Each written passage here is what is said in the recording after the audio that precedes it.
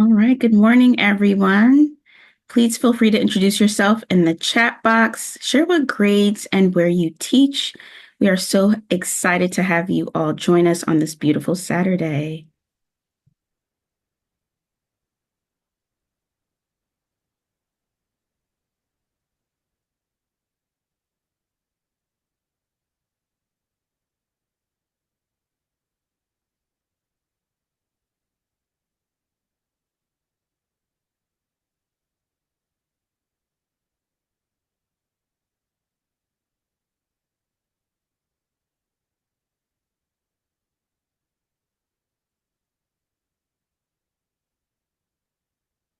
Again, welcome, everyone. We'll get started in another couple of minutes. Again, feel free to introduce yourself in the chat box. I see some fifth grade teachers with us today. Good morning, everyone.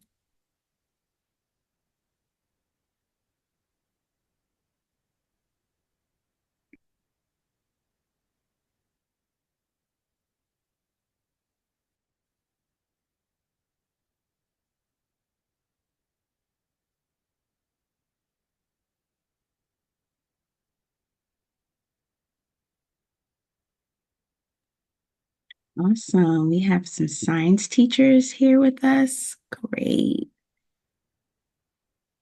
Welcome, welcome, welcome.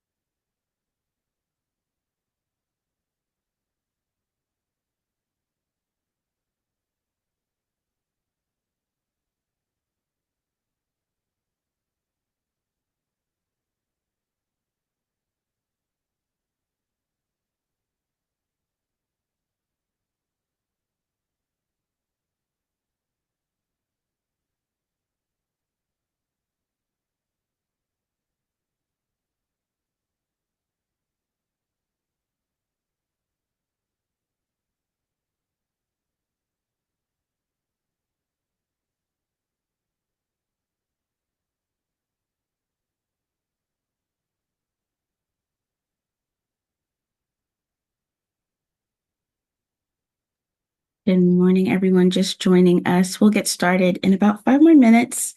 Take some time to introduce yourself in the chat box, share what grades you teach and where you teach, your grades and where you teach. Happy Saturday.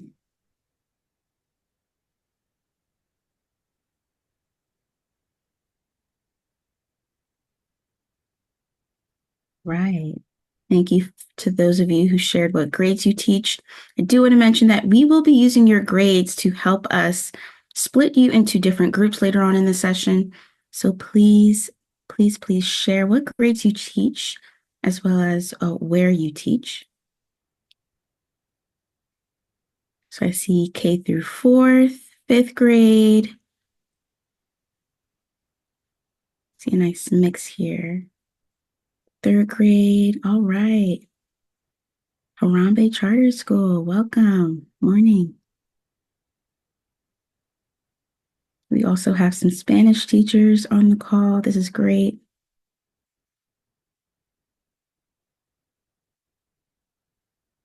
K through 8. Awesome. Again, please don't forget to share what grades you teach.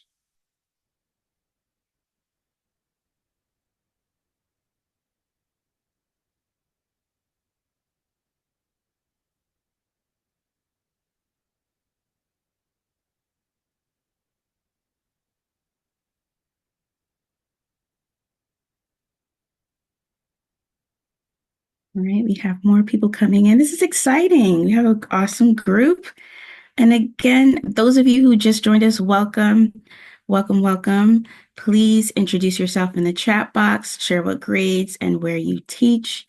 We will be using that information to uh, uh, split everyone into different groups for an activity. So it'll be very helpful. And also, we would love to just learn about who you are and where you are coming in from. Some of you may have some expectations around what you would like to take away to your group, which is great. So we have some reading specialists. I see a lot of K through 3, K through 4. Awesome. We have some teachers who are in high school teachers. That's great.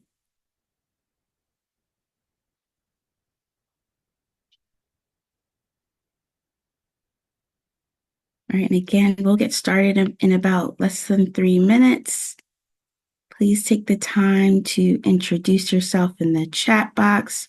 Now, if you are teaching multiple grades, I see a lot of K through 8, feel free to share your preferred grade level that you would like to be placed in those breakout rooms for the activity that we'll have later on in the session.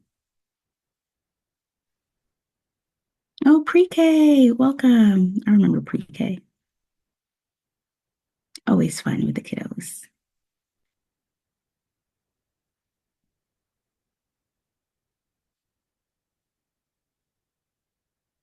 All right, we have a few more coming in.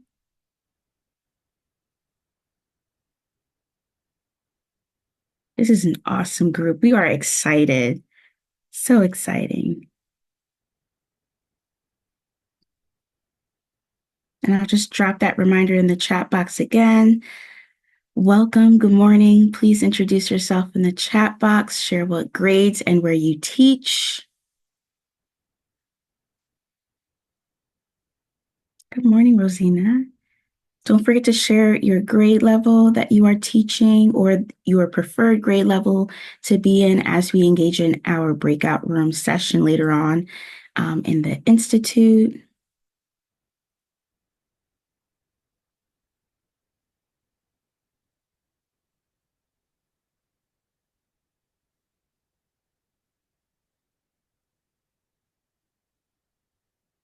Nice, 6th grade.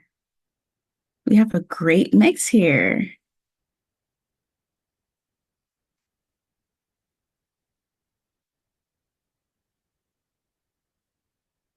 All right, we'll start in under a minute.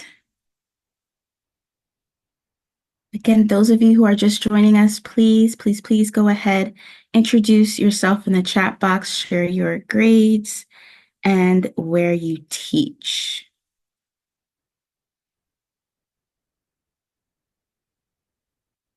All right. Now we still have a few more people trickling in, and that's all good. Again, welcome everyone to our Helen Oaks Literacy Institute, our 6th annual, right? We are on it again, and we're so excited. So before we jump into all of the great things that we have to share with you today, first, let me introduce myself. My name is Shanika Peck. I'm the Director of Career Programs over at Foundations, Inc. I'm happy to be here to join you all and just hear some great strategies and best practices all around supporting literacy. And just by the look of all of our teachers here, we're thinking about literacy that can support all of our students, right?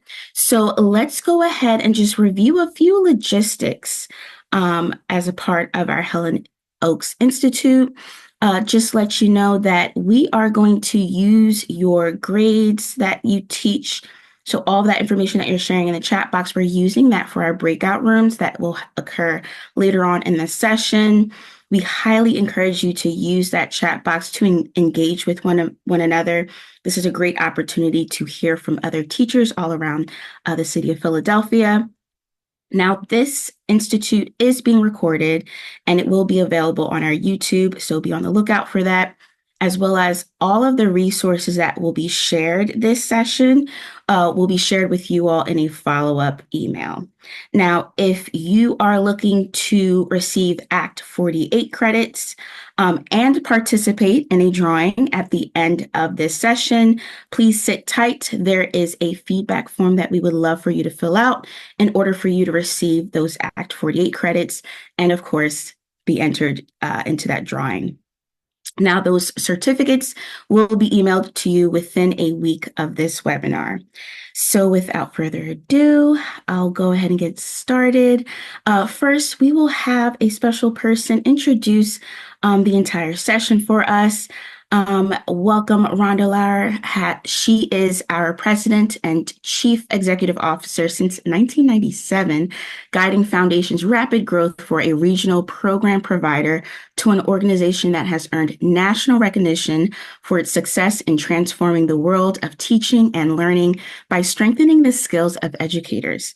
Now, Rhonda is a lifelong Philadelphian who has worn many hats for the school district of Philadelphia: teacher, principal, administrator, management negotiator, and associate superintendent.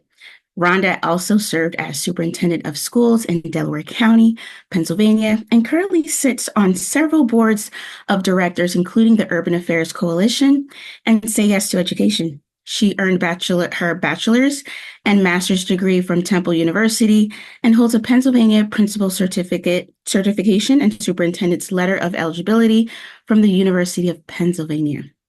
Despite her many, many professional accomplishments and awards, Rhonda remains proudest of the fact that every single one of her students left her classroom able to read, write, and do math. Rhonda believes that all children can learn, that relationships matter, that those who choose to be educators can be great teachers and after-school professionals, and that strong, shared, and mindful leadership is essential to a child's success. Rhonda is also a proud mother to her children, David, Rachel, Jessica, and Seth, and is an adoring grandmother, known as Rara, to grandchildren, Alexandra, Liam, Miles, and Daniel, and granddogs, Skipper and Juno. In her free time, she loves to sing, dance, read, and cook. Some even say she makes the best mac and cheese this side of the Mississippi. Welcome, Rhonda. Thank you. Thank you. I didn't expect such a introduction, but hi everyone. And it's a great morning. The sun is shining, at least where I am and where I'm sure most of you are now. And it's a pleasure to have you with us for the next few hours. This is our sixth, as Shanika said, annual Helen Oaks Literacy Institute. And I just want to take a moment to tell you about the wonderful woman for which this is named. Helen Oaks was a Philadelphia School Board member when I was a principal in Philadelphia. Now, she was a school board member prior to that, so I had not only heard all about her, but I subscribed to the Oaks newsletter. So I read the articles that she put out every single month. And I'll tell you, when I met her, I was really scared. I had heard, wow, Helen Oaks is coming to your school. You better make sure everything is okay, get things ready. And she's going to report things the way that they are. Well, that's exactly what she did. Helen was tough, but she was fair. She believed in relationships, and most of all, she believed that teachers were the most important adults who work with kids besides their parents. We became friends, and we became friends since like I said, since the 80s. She did some things that I feel are so important for us, and they didn't necessarily have to do with literacy. She would meet every month, and she called it the Teachers Collaborative. But every month, teachers would gather in other teachers' homes, and once a month, Helen would go and she would meet with teachers, and teachers would share solutions to problems. They bring up issues that they were dealing with, and it really became a professional learning community, and there were many of them across the city. I remember the first time I went with her, and I have to tell you, on the way home, we drove together. I said, Helen, can I come with you every month? And that I can. And she said, yes, absolutely. And I learned more about being a teacher, being a principal, being a superintendent than I learned anywhere in any university. Helen was there as a support. She always wanted to find solutions to the many issues that we faced. In 1970, as I said, she launched the Helen Oaks newsletter, And that newsletter came out every single month. It went to all the teachers in Philadelphia, as well as the administrators, parents, and families. It was the kind of newsletter, and I know for many of you who attend all these professional learning sessions, it was the kind of newsletters that you could take and then find an idea and implement it in your classroom or school. And that's what I loved. It was, you could use it. It was practical.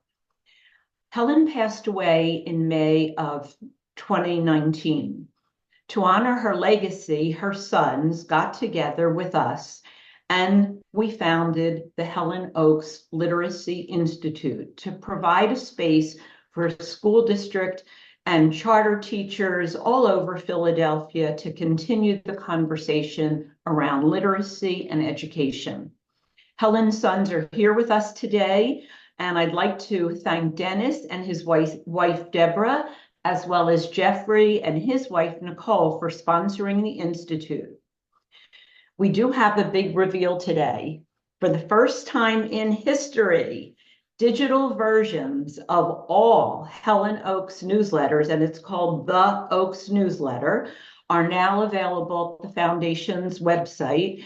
And we'd love to show you a sneak peek of the headlines over the years.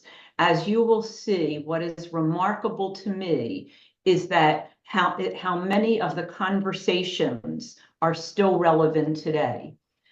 I want to thank my foundation's team for putting the Institute together and for putting the news and for making sure that we were able to archive every single newsletter that Helen wrote.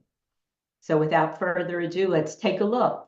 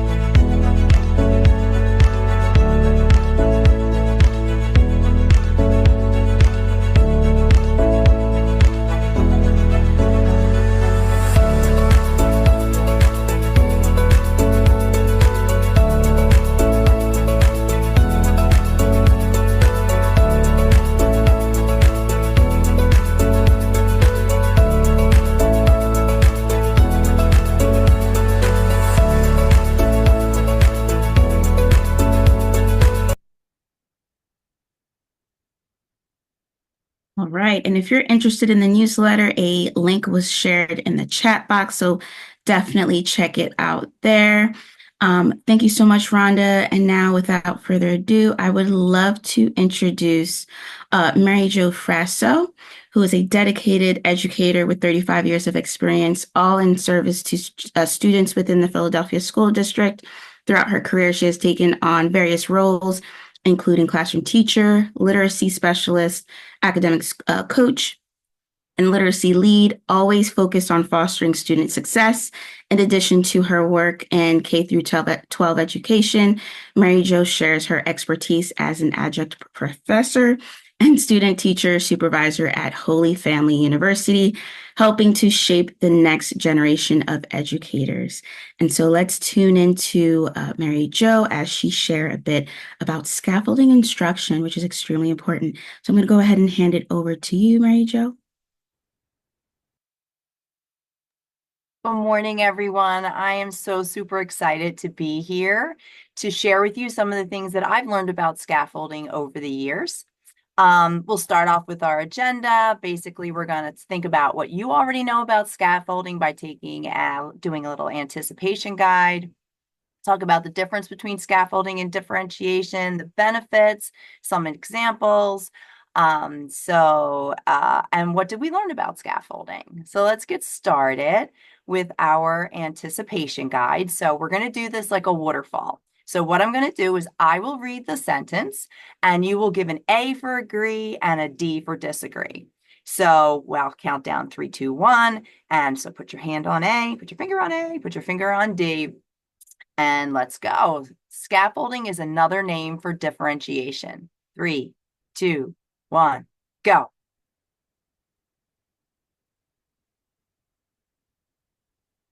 Awesome. Awesome. I see a lot of different answers there. So this is wonderful. Okay, I'm going to start with the second one. Are you ready? Teachers who scaffold their instruction have low expectations for their students. 3, 2, 1, go.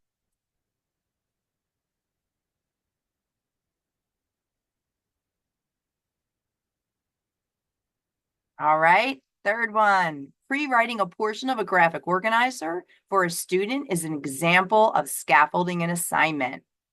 3, 2, 1, go.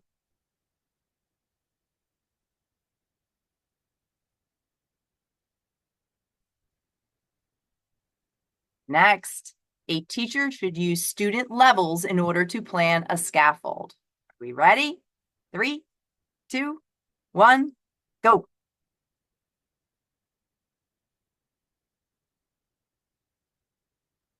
All right. Sorry, the chat just covered me over here. One effective method of scaffolding is to take a complex assignment and break it down into smaller components. 3, 2, 1, and go. You guys are even ahead of me. Wonderful. And lastly, scaffolds are supportive strategies that incrementally, as they are removed, as they are no longer needed. 3, 2, 1, and go. You're ahead of me. Okay, so let's keep all those answers in the back of our heads, all those comments, and check it out, see if you're correct. So let's get started. All right, so I want to start with differentiation. So differentiation generally occurs during small group instruction. It's tailoring that instruction to meet the needs of the individual students. The important thing to think about is it modifies the content, the process, the product, and the environment. And it provides options, which is awesome for enrichment as well as remediation. So I tried to think of a everyday example of what differentiation would be. And I thought of the push-up. So a little guy in the middle there, he's doing the classic push-up. Looks like he's struggling a little bit, but he's doing the classic push-up. Someone who might not be in such good shape may need it a little bit different. We may need to differentiate. We may need to modify the process. So we're going to ask that person to maybe go to their knees and do their push-up. We changed how they did it. We changed the outcome. On the other hand, we may have that person who is extremely fit and the classic push-up is just way too easy. So we asked her to put her hand behind her back and do her push-up just one-armed. So we were able to provide a different process for her for some enrichment. Scaffolding, however, is a little bit different in that when we think of scaffolding, we can move on and see that scaffolding, I'm going to change the slide. Scaffolding is what we think about when we're thinking about construction workers. I usually think about the men or the women that are working on the Ben Franklin Bridge. They need this scaffolding to help them get up there, to provide some safety for them so they can complete the task. Don't really know what the task is because when I look up, I feel like I'm going to pass out. So I look away, but it's definitely there to keep them safe. Scaffolding, I don't know if we're behind on the slides a little bit. We can move up 2 slides. Move back one more. So scaffolding, there we go. It occurs during tier one instruction, always tier one instruction. It's basically breaking up that learning into parts so the students can gradually tackle more and more complex materials and tasks. It's targeted support that helps the students. Once again, the important thing here is grade level material, and it transfers that responsibility. So I use the thought process of someone learning to ride a bike. So first we have, if we just gave this little girl the bike, she most likely would fall off, she could get injured, and ultimately give up and never learn to ride a bike. However, if we add a support to that bike, like training wheels, we're going to give her some balance and she doesn't have to worry about the balance portion, and she can ride the pedals, practice the pedals, steering, hitting the brakes and whatnot. Once she is comfortable doing all of those things, we remove the support and we add another support that is going to help her with balance. So that person is running alongside, holding on in case she wobbles a little bit, until ultimately she rides down the street all by herself on this bike. So I want us to think about why scaffolding may be important in by having those assignments in our own classroom. So in the chat, I just want you to think about, why is it important to scaffold the assignments in our classrooms? So just take a couple minutes, knowing the difference, how it provides support for our students. Why might it be important? So you can kind of add that into the chat. Access to grade level content. I love it. Wonderful. You guys are good. Beautiful. Just learning. Build upon that learning. Wonderful. Oh gosh, you guys could do this PD yourselves. Awesome. Foundations for all the learners. Meet students where they are. Wow. Various readiness levels. I love for a way for them to participate. Awesome. Wonderful. Support to achieve learning outcomes. Awesome. Bridge gaps. Yay. A great foundation. Build their confidence. Huge. Explicit instruction. Awesome. So let's move on. Keep putting those in there. And you might say, Mary Jo, okay, I know why I have to scaffold, but how do I use scaffolds? Well, fortunately, there's no prescribed way to scaffold assignments. The changes that you would make, that those supports that you would add, basically depends on the needs of your students. So if you look here at I taught sixth grade literacy last year. So if you look at the next slide, back one, these are my two classrooms. I called them Class A and Class B for the sake of today. This is their data that they took, if you're familiar with the STAR assessment. If you can see, you notice that my classrooms were very different. Although I had to teach the same curriculum, the same content, the same task. However, with Classroom B, I needed to do a lot more scaffolding in order to help them access those grade level materials. But Classroom A, I also had to incorporate some scaffolds. But for like vocabulary and context, my students were okay. And with my tier one instruction, they were going to be fine moving on with that particular skill. However, when I taught prediction, I could see from the data that they really needed some extra scaffolding with that. So it's not a one size fits all. If we move on to the next slide, you'll see that I have an individual student here of mine. And wow, well, a lot of times we'll think, oh, well, this student, they're almost on grade level. I don't need to do any scaffolding for that. And for structural analysis and author's word choice and figurative language, she was pretty strong. I didn't need to add any scaffolds for that. It was just my tier one instruction that would help her move on. However, when I was doing author's purpose and perspective, I noticed, all right, she's going to need some extra scaffolds in order to be successful and bridge that gap.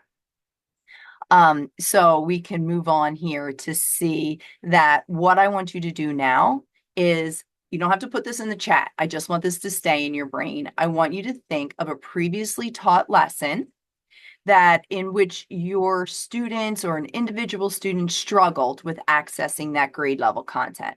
So just take a minute, think of that lesson. It can be your class that wasn't successful or a particular student that really struggled accessing that grade level content. Give you a second to think about that. Okay. All right. So let's get to it. Let's learn some strategies on what we could do to help them access that material. Well, everybody, you've been scaffolded, okay? So that anticipation guide was a scaffold because many students, especially us on a Saturday beautiful morning, we need support in being focused and motivated and excited. And this is a scaffold. Often we don't think of it that way. So you were scaffolded by that anticipation guide, getting your thoughts juicy. And I'm sure you're all sitting there thinking, was I right? Was I correct? Let me listen extra closely. We can see on the next slide that there's also several different types of pre-reading activities that we can do with our students. So if we move on, you'll be able to see some of them. One of them is forecasting. I love forecasting because we can tell the kids to be like the weatherman. We pose them a question at the beginning before we do any of the teaching or the content, and we have them predict or forecast what they think the solution or the answer or the possible response to that question would be. And as they continue to learn, just like the weatherman, they will continue to change their forecast based on more information that they receive. Picture walks, I know we all think, yes, I do picture walks. I have my kids look through the book and tell me what they notice about the picture walks.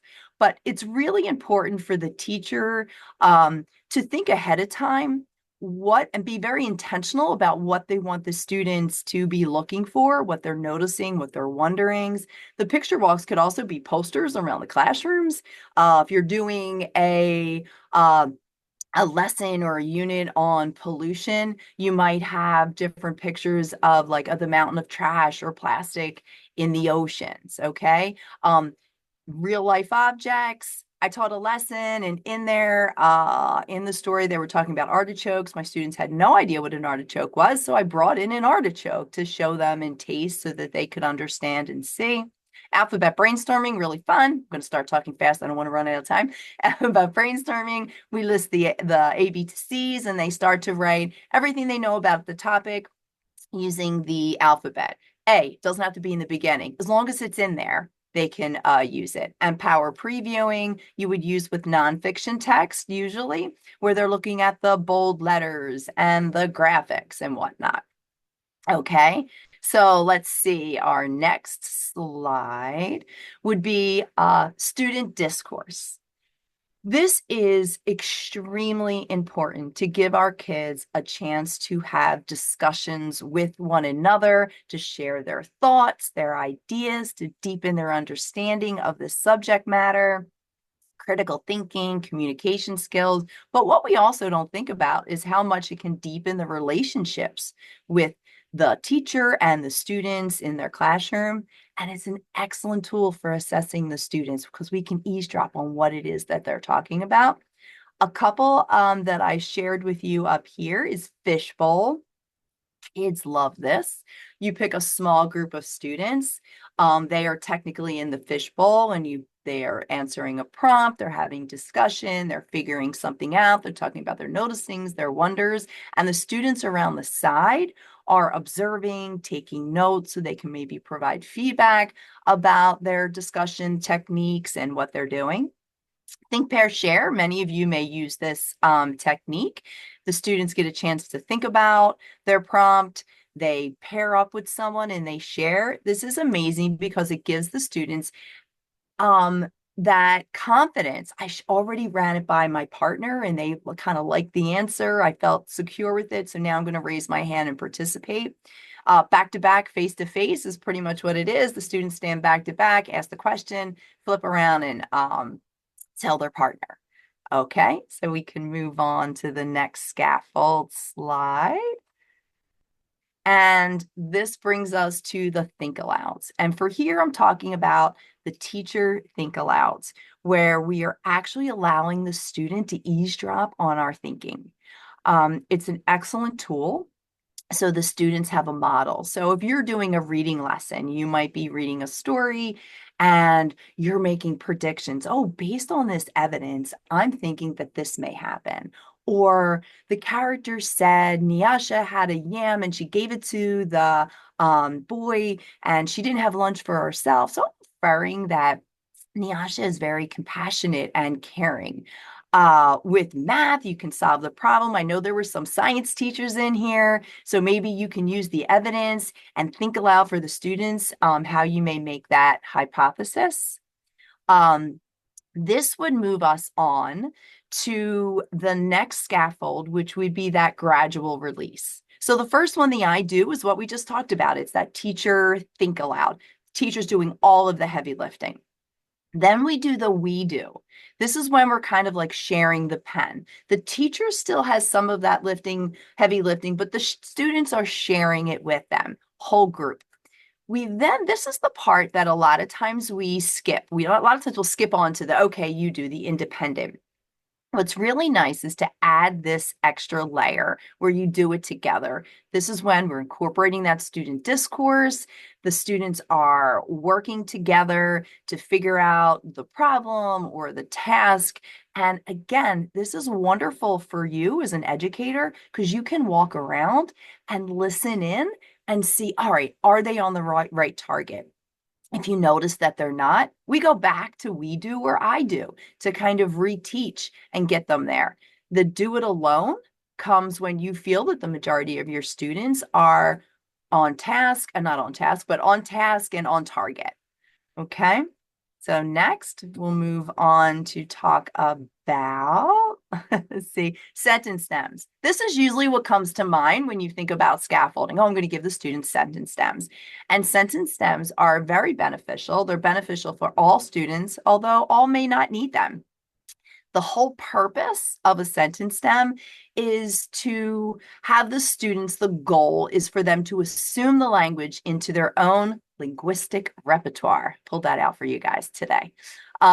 If you look at the next slide, you will see these were some sentence stems that you can use with students. I actually cut some of them out, put them on their desk. So if you're making a prediction, if they're making a comment or this discussion, there's a worksheet in there for you guys to see. There's theme, author's perspective, making inferences, those sentence stems to help them along with doing that. Okay, we can move on. We have 10 minutes. I'm trying to get through here. Graphic organizers. I made a graphic organizer to help you explain what a graphic organizer is. And graphic organizers, they are processing information, organizing information, planning, retaining, improving comprehension, visualization, compare and contrast. Wow, so many uses for a graphic organizer. The important thing as the educator is that you think ahead of time, why are my students using this organizer? We all need to be intentional about all of these scaffolds. That's the game changer. You might sit here and say, oh, I use that, I've used that, but it's being intentional with these scaffolds is what's going to change the game for your kids. All right, so we can move on. Here's just some sample organizers that I put in there to look pretty. We can move on from that. The next one is one that I actually made for my students. We were doing inference and evidence, and I saw in their data that they were struggling with that. So I gave them the first time, I gave them the evidence, and then they had to make the inference. The next one was I gave them the inference and the page number for them to go and find the evidence. For the last one, I just gave them a page number because I pre-read, I was intentional, and I saw, wow, there is definitely some evidence on this page that they can make some inferences about. So I scaffolded as it went along and supported them. Okay, we can move on. Questions.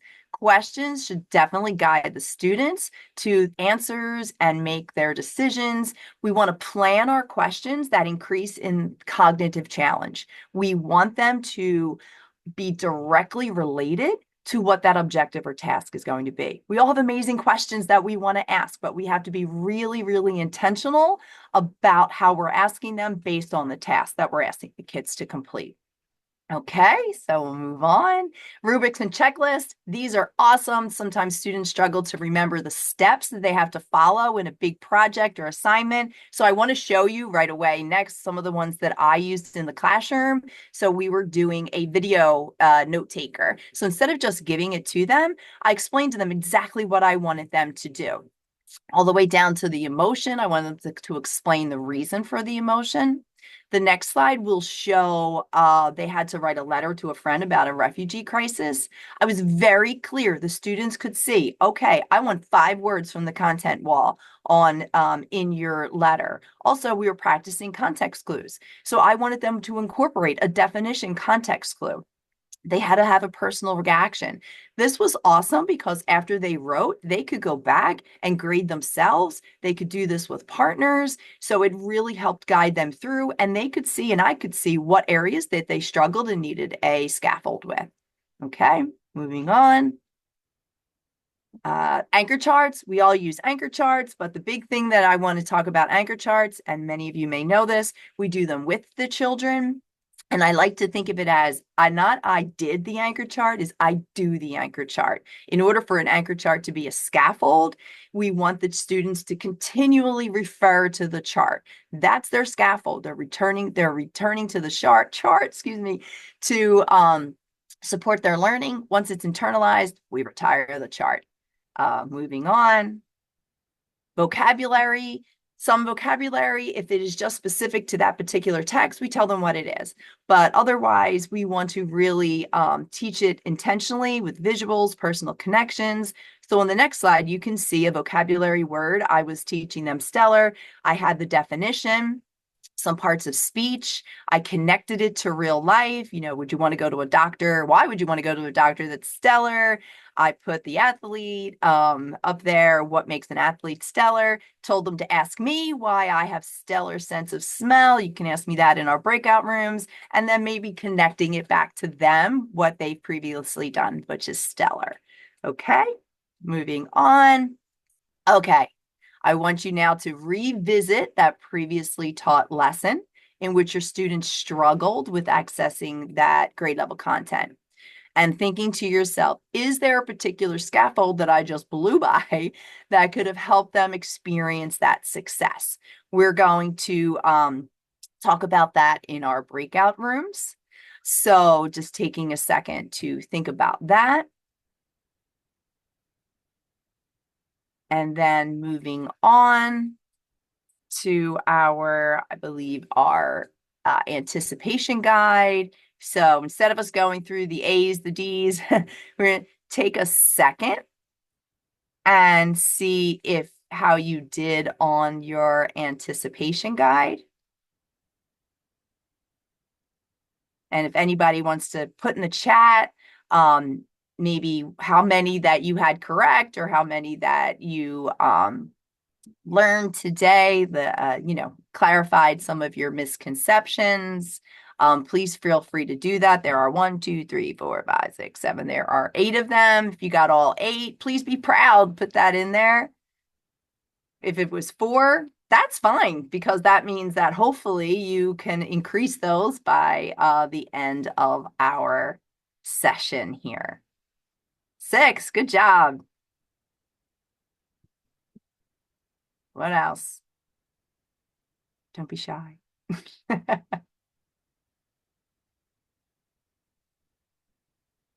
All right, 5.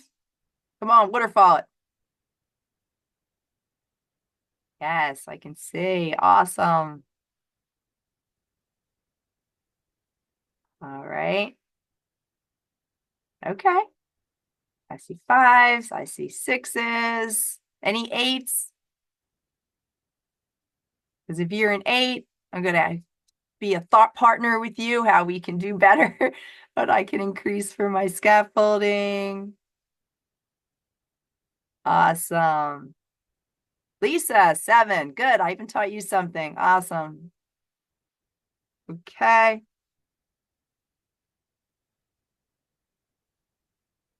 Also, just so that you are aware, all the scaffoldings that I shared with you today, there is a worksheet that defines all of those for you. There's also the sentence stems. Again, what I did with a lot of those is whatever I was working on, I cut it out, I laminated it, I stuck it right on their desk so that they could easily refer to those.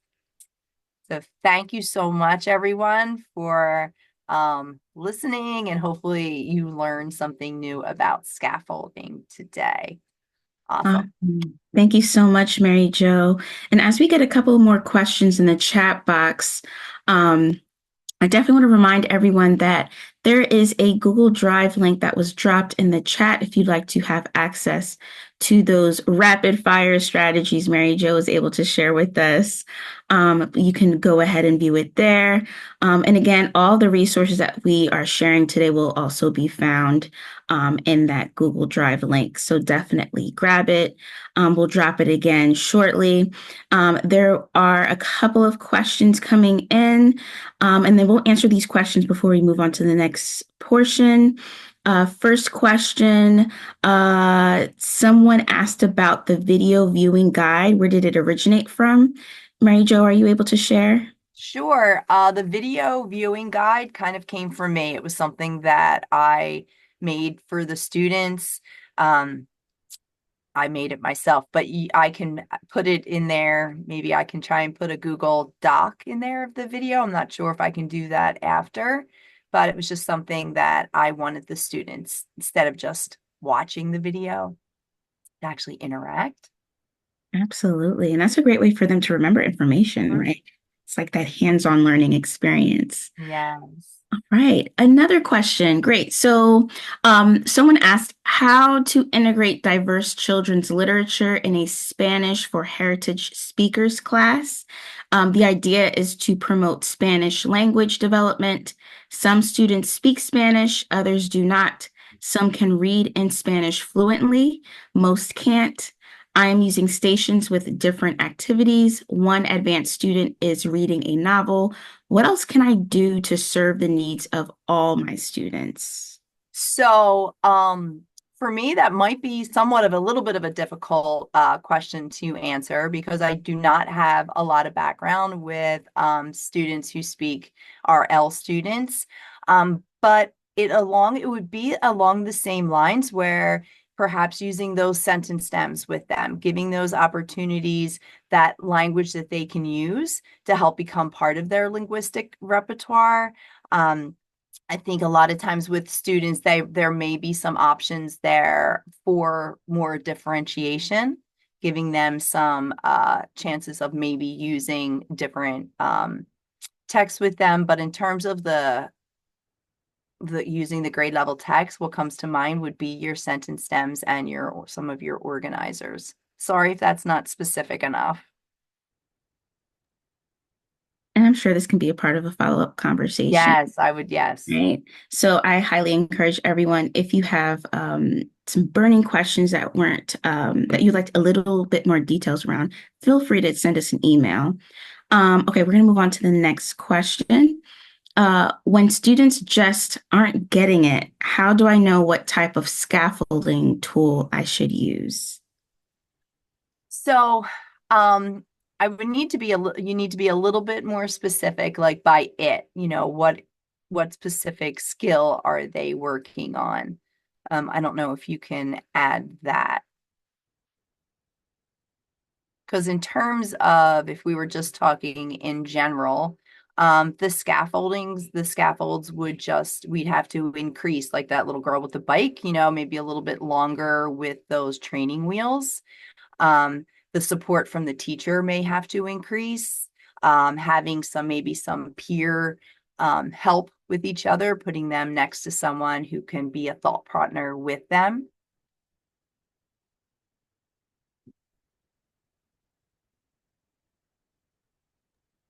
All right, until we get a little bit more clarification around the getting it, I think Mary Jo, I think that definitely answered the question. And again, Okay. those of you who are dropping questions in the chat box. Thank you. I think if not, correct me wrong, but I think you'll be able to unmute and just further clarify your question. But it looks like Tiffany had she just posted a question in the chat. Scaffolding tips for younger grades. Okay. So I'm assuming, Tiffany, if you'd like to share a little bit more, what types of tips you're looking for in terms of younger grades, please share with us. We also have a few members from our team who can also answer a couple of these questions, especially for our Spanish language development students. So feel free to chime in as well. I just unmuted myself because I figured it would be easier for me to just unmute and talk.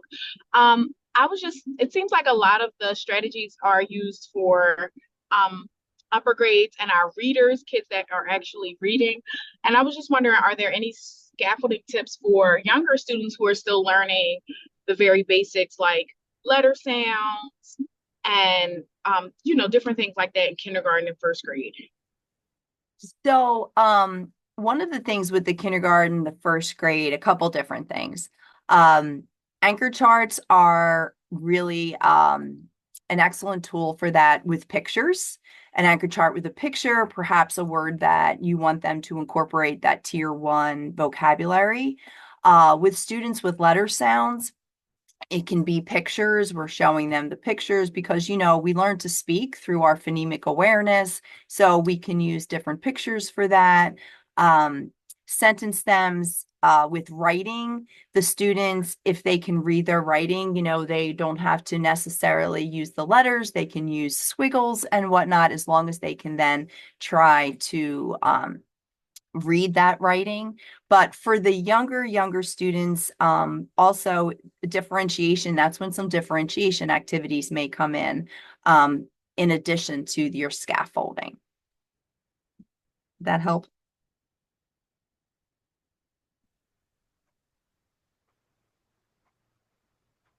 Yes, thank you very much. Okay. Can I ask a question about that too? I'm Sure. kind of in the same boat with the learning support K-3, and it's really difficult for them. So what if they can't read their own writing?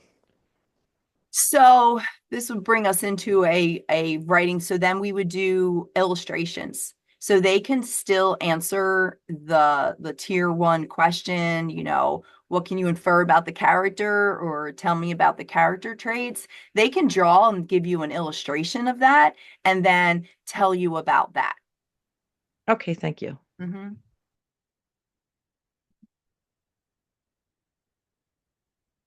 Awesome. And I think we have a few more questions coming in, but I do want to remind everyone that you'll have access to these slides again through that Google Drive link that was dropped in the chat box. We'll drop it again. All right, next question. In addition to power previewing, what specific scaffolding strategies do you recommend for access to nonfiction texts?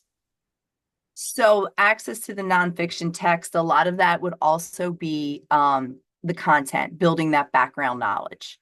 Our students really need some background knowledge in order to access the nonfiction. In addition to the power previewing, it would be a lot of front-loading vocabulary, connecting that vocabulary to their everyday lives, trying to explain, having them internalize it. But the most important thing, one of our biggest scaffolds, can be building that background knowledge and some way, shape, or form connecting it to their lives. And those picture walks too. The poster picture walks are excellent for building some background knowledge and motivation for the nonfiction text. So that actually reminded me of a couple of strategies I've done in the past about connections to text, connections to self, and connection to the world. Mm-hmm. Awesome. All right, we have another question. And I believe this may be our last question. And again, if you have any more, drop it in the chat.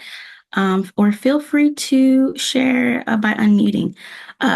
Last question. Could you elaborate on why teaching the same content with different leveled books is not an example of scaffolding? So differentiation, when we're thinking about differentiation, is using a different leveled book. The reason why that we don't want to do that is we want all of our kids to have access to grade level content. And without access to that grade level content, they will never be able to meet the levels of their students, of their peers. So lowering that level is basically not being equitable with our kids and having them all access. There is a place for differentiation, and that would be in small group.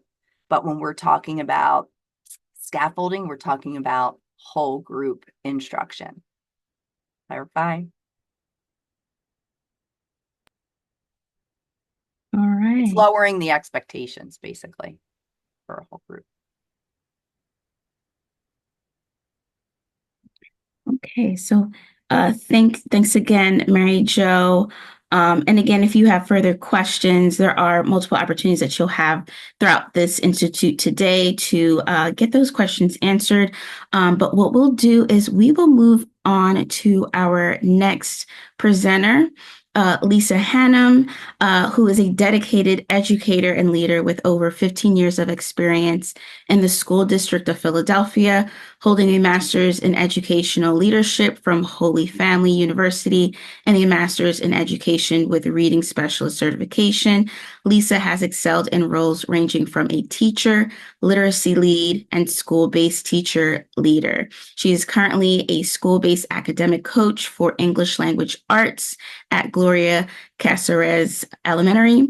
Her expertise includes coaching K through 5 teachers, designing literacy workshops, and leading professional learning communities focused on best practices in literacy. Passionate about family engagement and equity in education, Lisa actively participates in the school's equity team and has spearheaded initiatives like the Literacy Day Parade.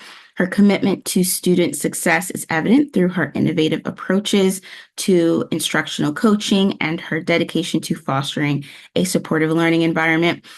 Let's welcome Lisa. You are free to take it over. Thank you so much. Like Mary Jo, I am really excited to be here. I was really excited to be asked to present. I do work with the School District of Philadelphia, so you will hear me reference a lot of stuff that we are currently doing within the school district. But I want you to take a peek at what we are working on today. So today we're going to be looking at language dives. You may be familiar with this strategy already in the form of juicy sentences. They're very similar. In the school district, we're calling them language dives now. So I want you to take a peek at our agenda. During our session today, we're going to be learning about language dives and their purpose, how they help our students in understanding complex language structure, and how to teach them. So you'll see me do a model of an actual language dive. So let's talk about what are language dives. All right, I want you to take a couple seconds to read the information on the slide, and then I will go a little bit more in depth.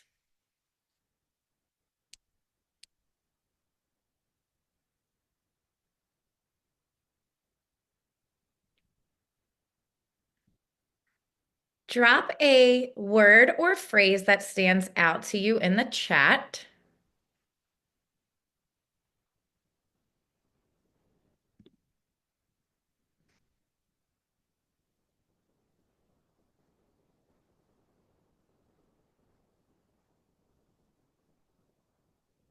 Great, seeing a lot of really good answers.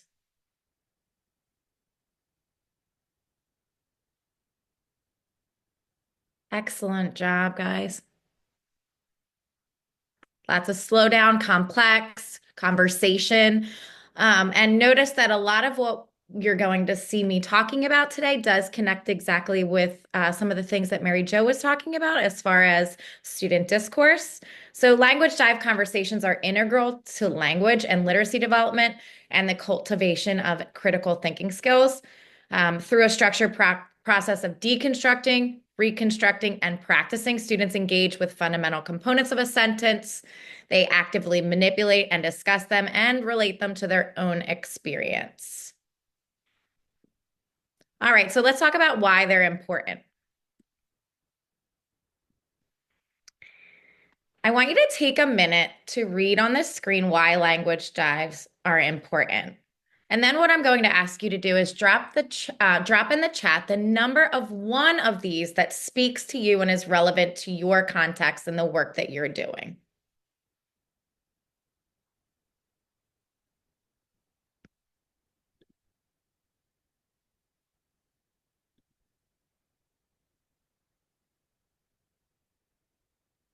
I love that I'm seeing a variety, which is amazing. Lots of ones, twos, fives. I actually think I've seen every single number up here, which means this is going to be relevant to all of you. Good.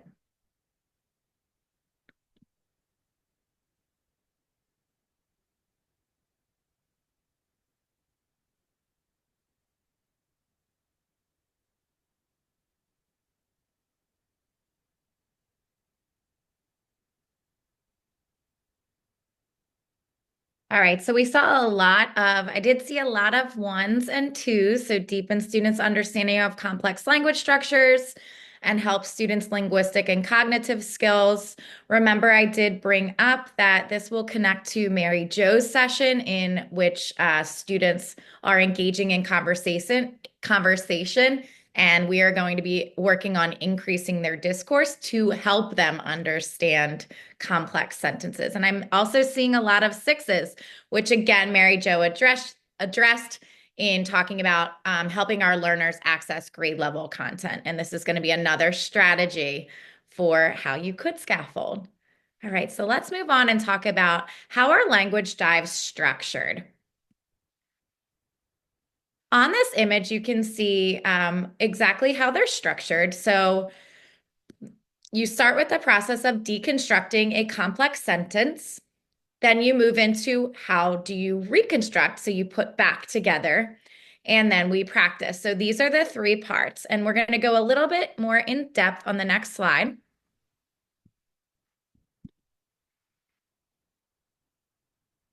All right, so during each phase, you're doing something a little bit different.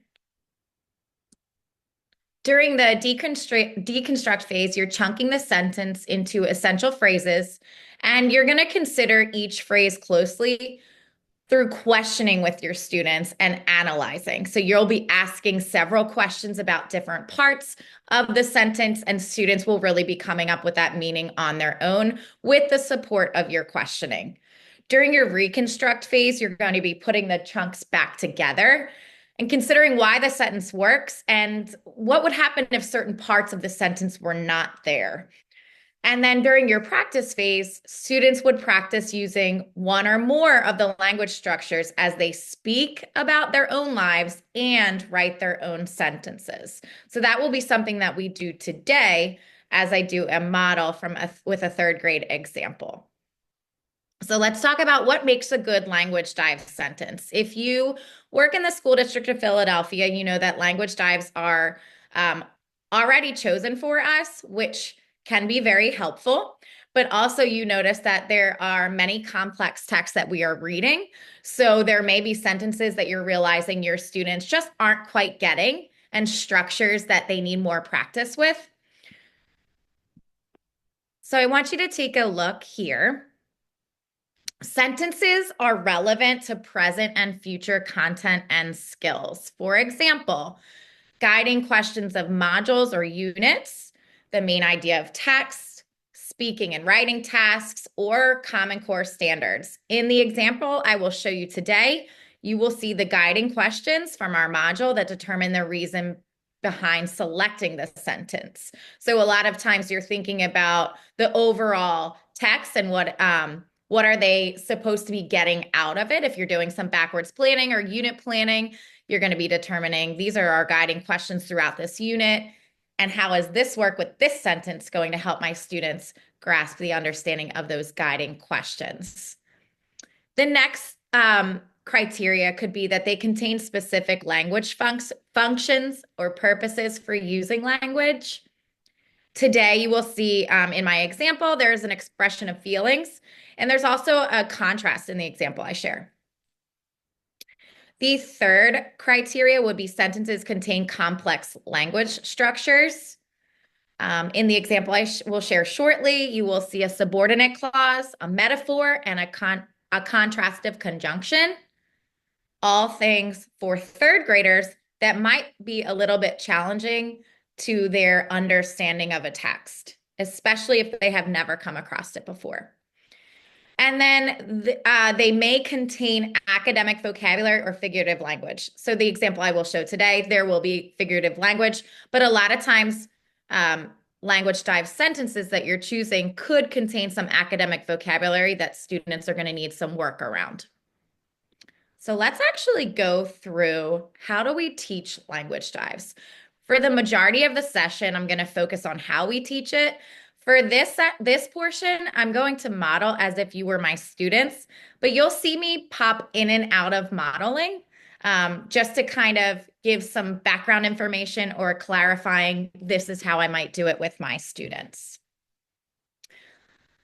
Okay, so for background information, this complex sentence comes from the text More Than Anything Else, written by Marie Bradby, I'm sorry. We use this text in third grade in the School District of Philadelphia, so it is part of Module 1. If you teach third grade in the School District of Philadelphia, this is a language dive that you are familiar with because you already did it with your students a couple weeks ago. So remember the first step is the deconstruct phase. So when we do a language dive, we first read the sentence. We talk about what we think it means and how it might help us understand our focus question. If I were instructing my students, I would ask them to place their finger on the sentence from this text. This sentence happens to be the first sentence of the third paragraph. I would then read aloud the sentence twice. So I'm going to do this with you guys. But sometimes I feel like I am trying to jump without legs. But sometimes I feel like I am trying to jump without legs. At this time, I would then have my students take turns reading with a partner. What I'm going to have all of you do is just read it silently to yourself.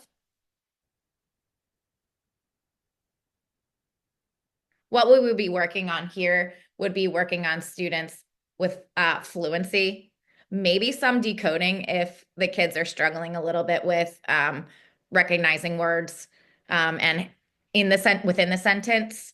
And with their partners, they may just be kind of grappling through how do they actually read that sentence, because it is going to be complex for third graders.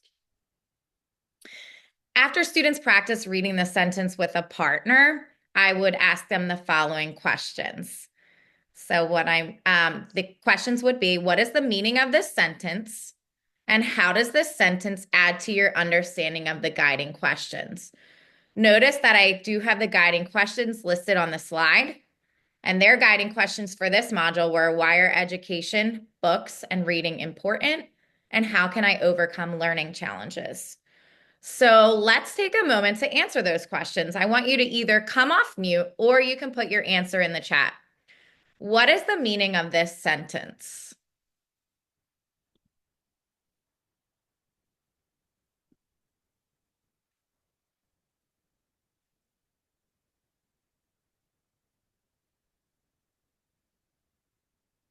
Okay, fighting through adversity. Oh, trying to achieve something without the tools required to do so. Task is overwhelming, struggling, feeling overwhelmed. Great. And also keep in mind, if you were a third grader, what might you think this sentence means? Reading is so difficult. It is comparable to jumping without legs, which is difficult. Good. Doesn't have a strong foundation, can't move forward. Too much in my head by overthinking. Good, thank you. And as a teacher, I might chart some of these responses because these are responses that we're going to want to go back to after we've put the sentence back together and we do some practice. I'm going to want to revisit the sentence and say, oh, do you think our meaning at the original, when we first started looking at the sentence, do you think that is correct? Or do we need to adjust our meaning a little bit? And the next question I would ask would be, how does this sentence add to your understanding of the guiding question? Again, feel free to place your answers in the chat. So remember, our guiding questions are, why are education, books, and reading important? And how can I overcome learning challenges?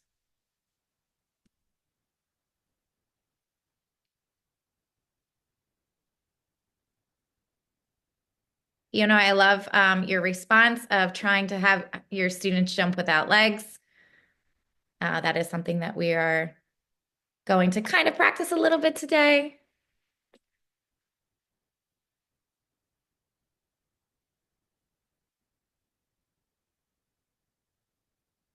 So I'm just looking to see if someone has an idea of how this sentence helps us understand how we can overcome learning challenges or why education, books, and reading are important.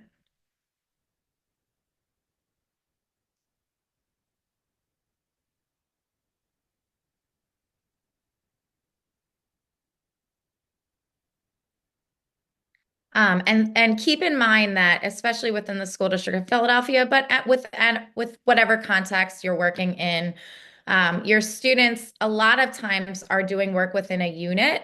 So you will have guiding questions that they will have known throughout that unit. And since you all may not have the background knowledge of this section and this unit, that's okay. So basically, their entire unit is learning different ways that students are around the world are coming in, trying to access books and the challenges that they are having. And then by the end of the entire module, the students are then coming up with a reading challenge that they're having and then determining a solution to it and different things that they could do for it. And that's basically the entire module of what they're working on. So yeah, I see it helps to show that reading is challenging for the character. Good. You can also see it allows them to problem solve critical thinking. So thank you for answering. Yep, it goes from basic to complex, and every student's needs could be addressed. And I want to say, and I know I bring this up a lot, I do work for the School District of Philadelphia. So keep in mind that if you do work for the School District of Philadelphia, when we're working with our curriculum, it does say language dives are optional, but I want you to think about all of your learners within your classroom. We all have students who are struggling in reading with comprehension or decoding. We have L's in our classroom. We have students who have special needs. So where you do see it listed as optional, I strongly advise it not be optional because we want to provide our students, all of our students, the ability to access grade level content. And this is one way that you can do that. All right, so now we're actually going to move into the deconstruct phase. So in this phase, and I am actually going to ask that someone drop there's a note catcher that I'm going to ask that someone drop into the chat. So at this time, I would distribute the note catcher to my students. If I'm only working with one student, you could also just hand them a worksheet that you have. There is a copy of it in the link that was shared earlier in the chat. So now we're going to take this sentence apart chunk by chunk. We figure out what each chunk means, why it's important. Let's talk about the first chunk of this sentence. But sometimes. Notice I have it highlighted here. What is the meaning of the word sometimes? And you can drop it in the chat.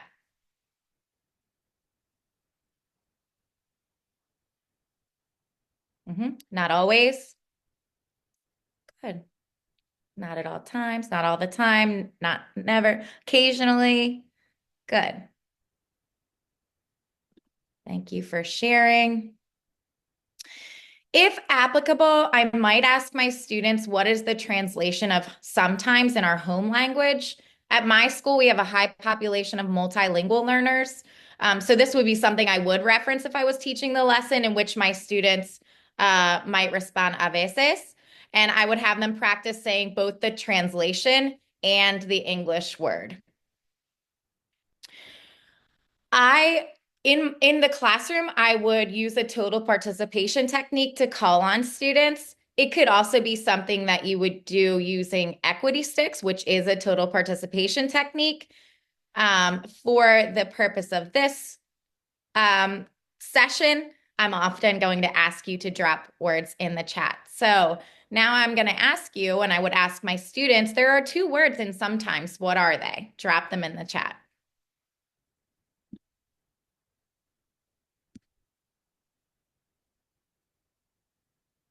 Good. Some and times.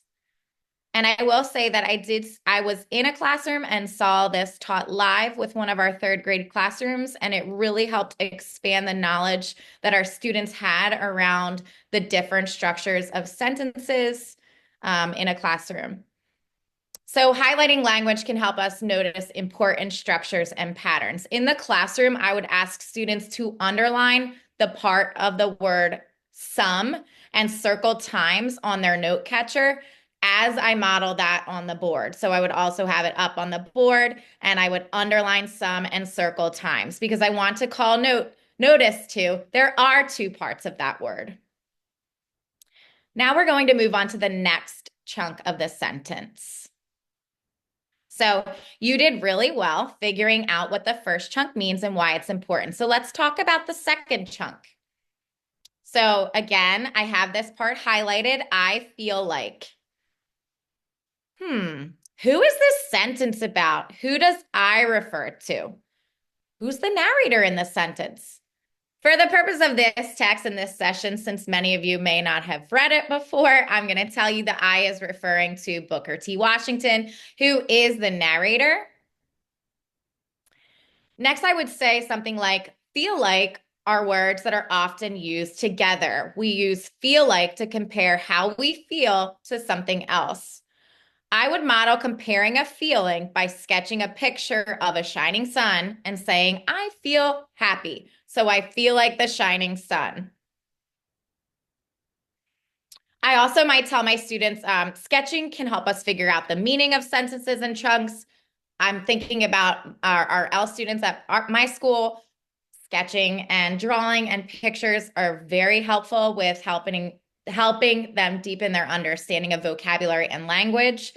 So at this point, I would invite students to draw a picture about what they feel like on their note catchers. Your note catchers are virtual, so since they're virtual, I invite you to draw on a picture of a blank piece of paper to describe what you feel like. Or if you were able to print it out, because I know some people have printers handy, you can sketch directly on your note catcher. I'm going to give you 1 minute to sketch.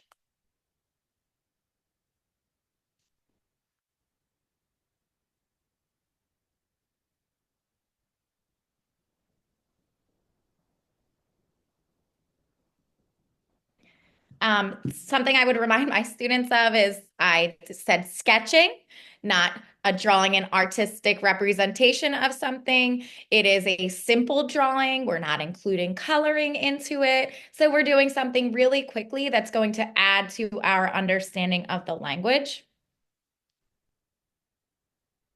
I'm going to give you about 20 more seconds.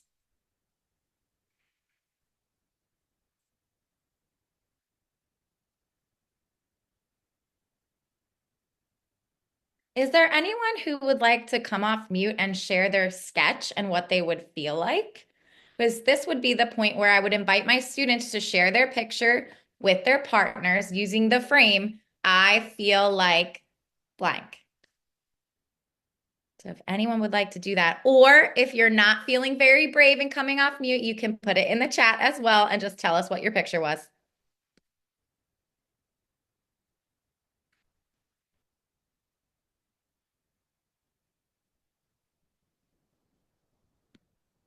Any brave participants?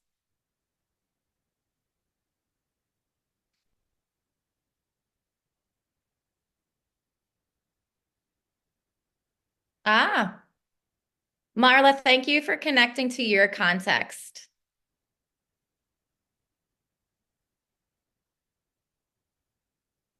Anyone else want to drop in the chat? I feel like, and what they drew. Remember, my example was I feel like now I can't remember my example. Oh my goodness. I feel so happy. I feel like the shining sun.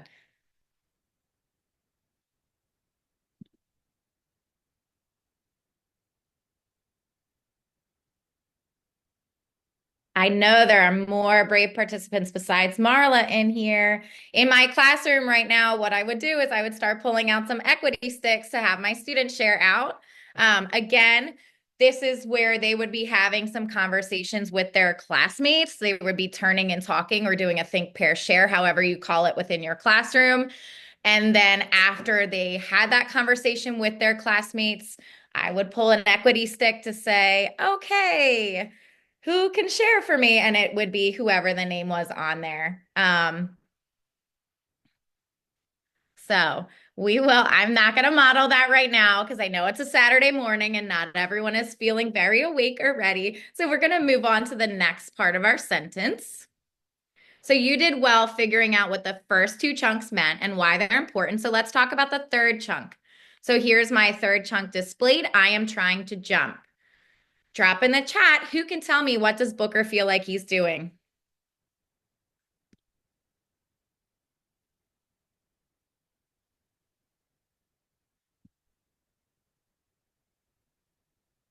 Trying to jump.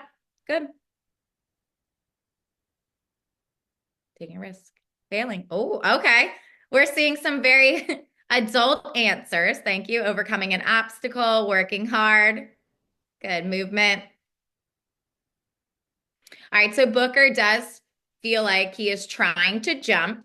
So I would remind students that movement and acting out can help them figure out the meaning of the sentences and chunks. For this, I would invite them to act out the chunk, providing the option they could either use their legs to jump on the floor, or they could also use the option of like their fingers to jump on a table.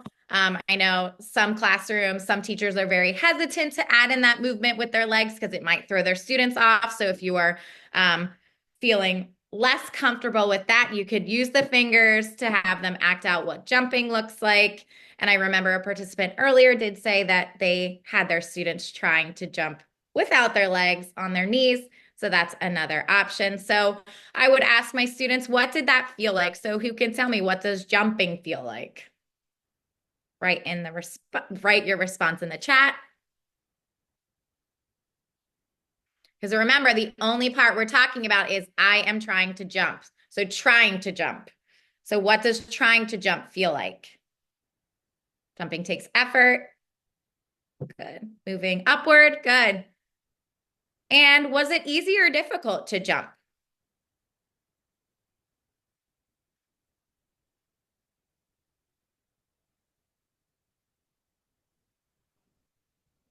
Difficult, difficult, difficult.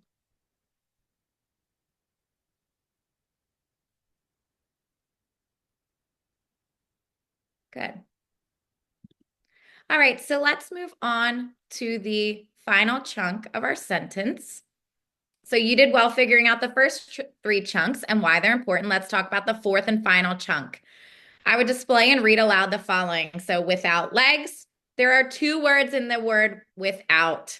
Type into the chat the words you see in without. Good. With and out. And again, at this time, I would model for my students underlining with and circling out on their note catchers. I would show this on the board as well. Drop in the chat, what does it mean to be without something? Lacking. Good. Not have it. Good. Absent of. You don't have it. Excellent. You guys are doing great. Okay, so for the next question, what does Booker feel like he is trying to do without legs?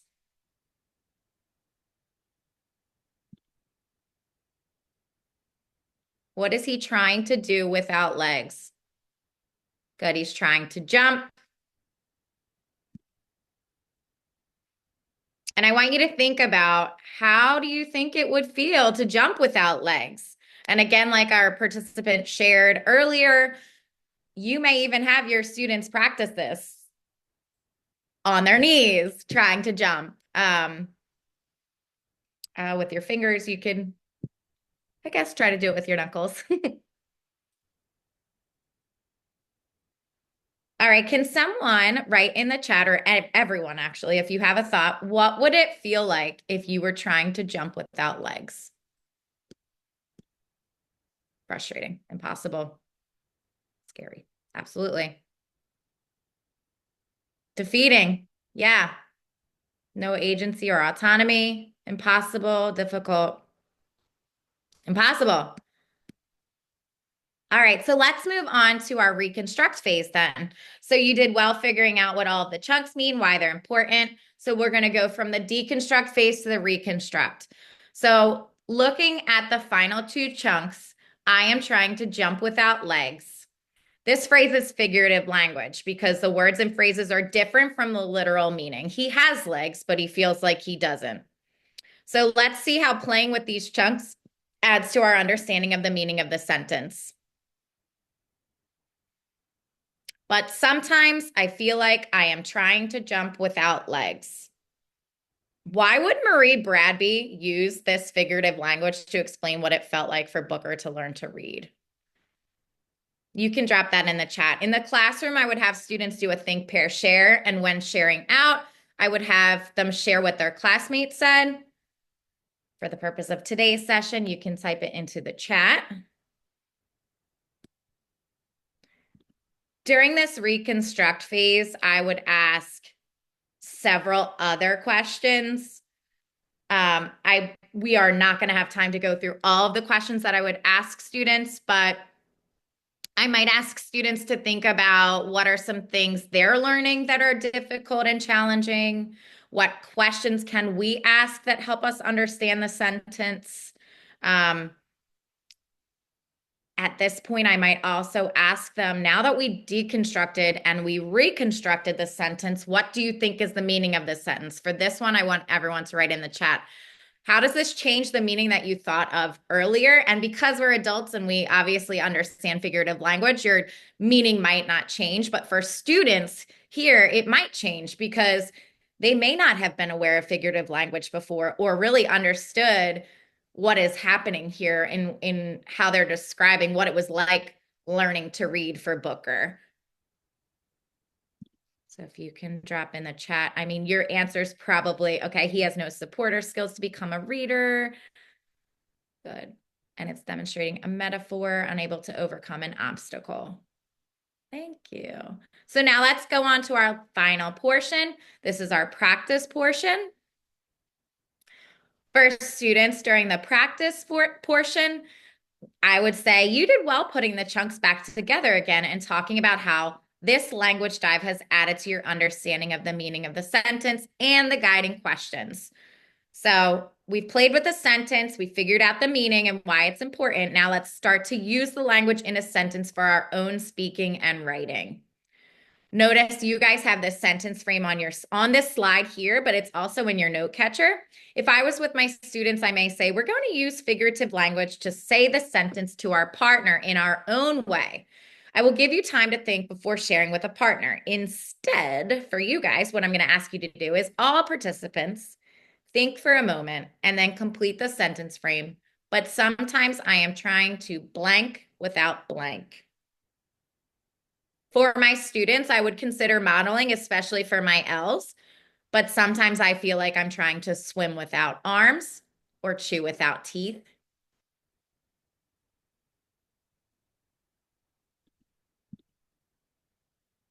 Fly without wings, good. Let's see if we can get a couple others. Write without reading. Love that you talked about the connection to writing and reading. Dream without sleeping. Breathe underwater without gills. Good. Reach for the stars while being anchored to the ground. These are great ones. Drive without a car. See without eyes. Excellent. And I will say when I was in the classroom, the students in the classroom, every single one was successful in being able to come up with their own figurative language based on the fact that he did a really nice job teaching this language dive to his students. So then they were all able to write it on their own. So what they did first was that student discourse piece, like Mary Jo shared. They would have conversations about what they were going to write, and then they actually wrote it on their actual note catchers themselves. And that is what a language dive would look like. Here's my contact information. If you are trying to reach out at any time because you have a question, feel free to. I am always available.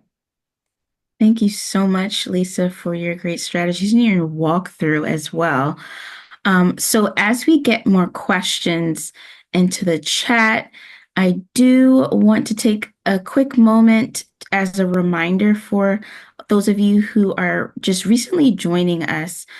Yes, the session is recorded. There's been a link that was dropped in the chat box around resources. So you'll be able to get access to these slides and the resources that were shared in that Google Drive link. And again, if you have any other questions, please drop it in the chat.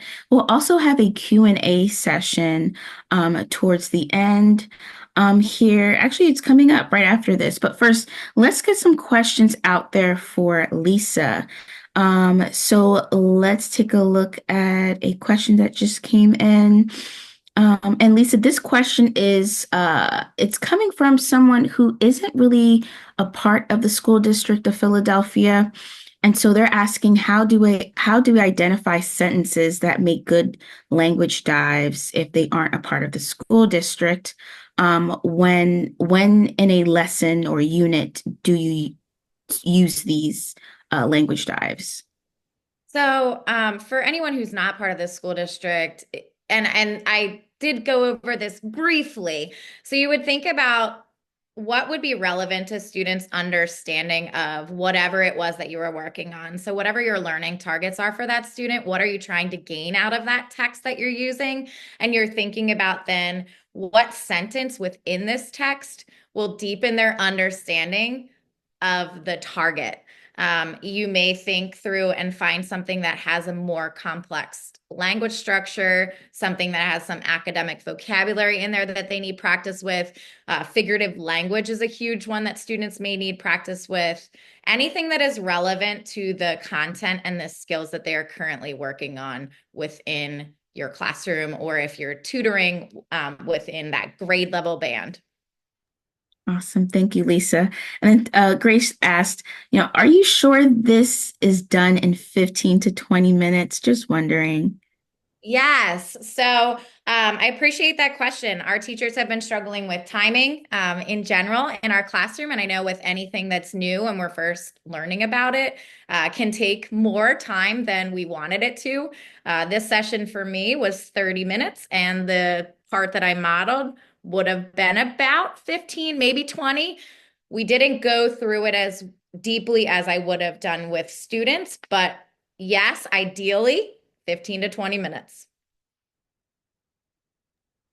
Awesome. That's good to know. And another question came in. Thank you. Do you see transference of the skills to new readings? Yes. So ideally, that's what you're looking for. So within these third grade students, when they come across figurative language now, they're able to identify it a little bit easier and understand, oh, this is figurative language, and this is how this adds to my meaning of the text. Awesome. Thank you, Lisa. I'm just doing a quick scan of the chat to make sure I'm not missing any other questions. And again, if it's easier to do so, you can unmute and share your question as well. Again, all of this information can be found in that Google Drive. All right, here's another question. Do you see students using the sentence structure in their writing? Well, specifically for this lesson, yes, because students had to write it by themselves in a sentence after practicing speaking it with their partner. But I will go a little bit further and say that, their performance task for third grade was to develop a reading contract in which they had to determine reading difficulties they were having and how they were going to overcome them. So not all students use this specific structure, but many students did. And again, it's really giving all of our students access to that grade level content and then allowing them to determine how they're going to use it in their writing. So not everybody did, but some of them did. Awesome. Thank you. All right, and it looks like we've come to an end of our questions. And again, we'll have another opportunity to have a Q&A as we get closer to the end of the session. What we would love to do is just pause here really quickly and conduct a pedagogy pulse check, right? So what is one aspect of your teaching that might need a change to enhance student outcomes? And we're thinking about everything that we've heard about today. So what we would like to do is just give you a minute to do a quick draw of one aspect in your teaching that might need just some enhancements or change to help improve student outcomes. And then what I would love to see is that you share those pictures or those drawings in your video camera so that we can see it. And then we'll talk about it a little bit in the chat box. Now, if you aren't able to use your camera, please feel free to share your thoughts using the chat box. So again, take a minute. We'll do a quick draw. What's one aspect in your teaching that might need a change to enhance student outcomes?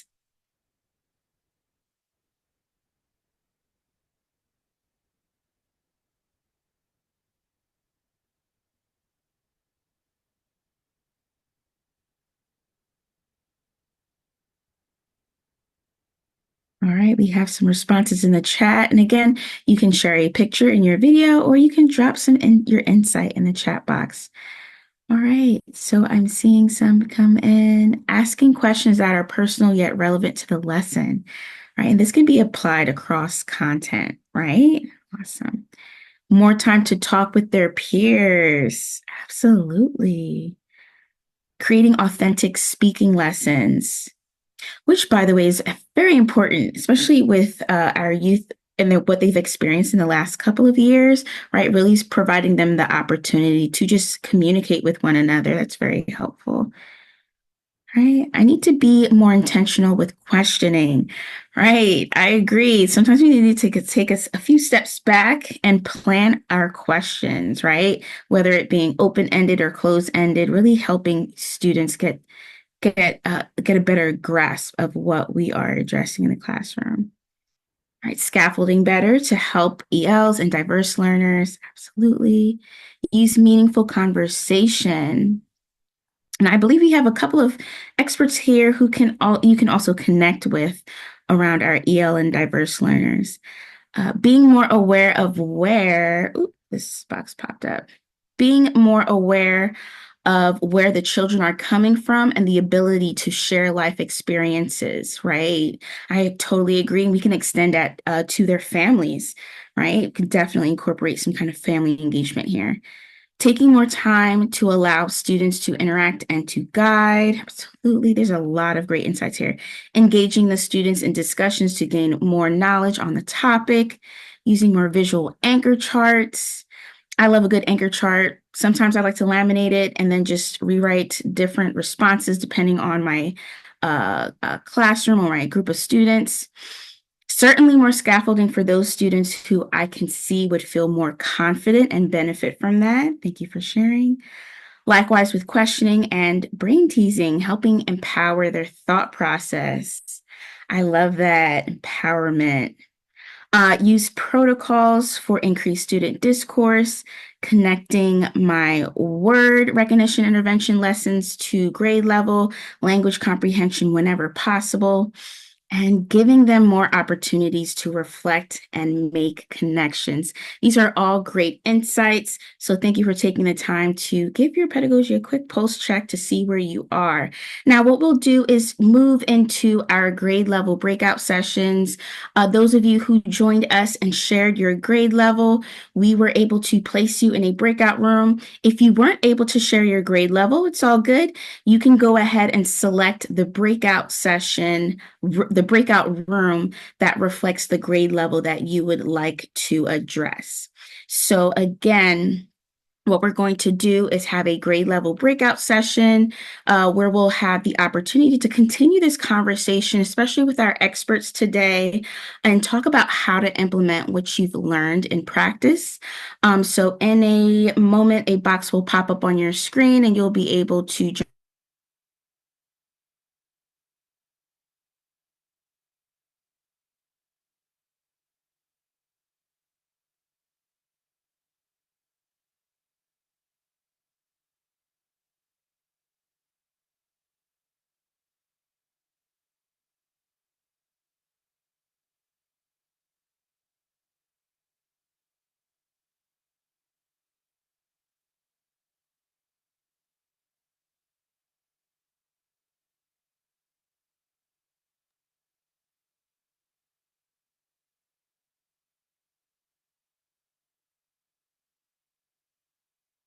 For our audience today, if you would like to get to a breakout room and you are not, please just let us know what grade and I can send you there.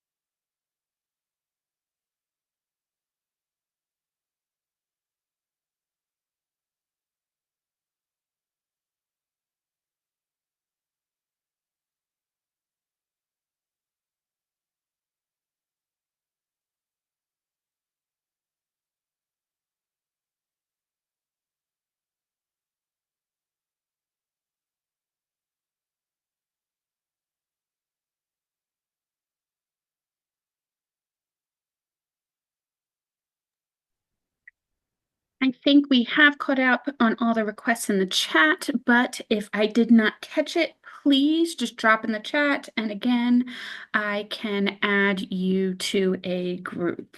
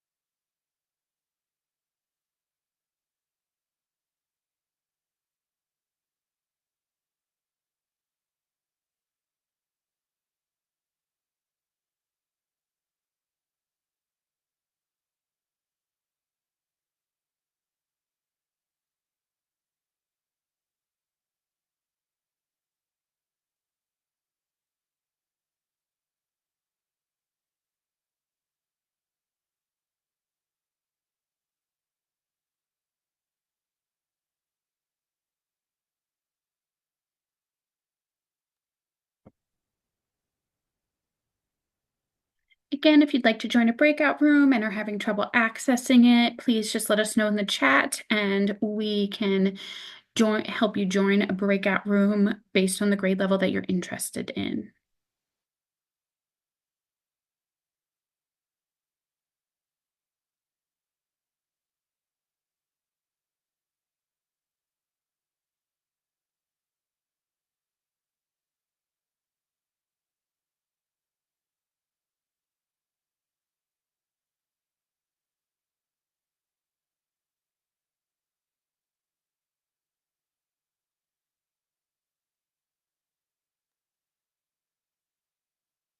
Henry, I tried that one for you again. Let me know if you're still not in.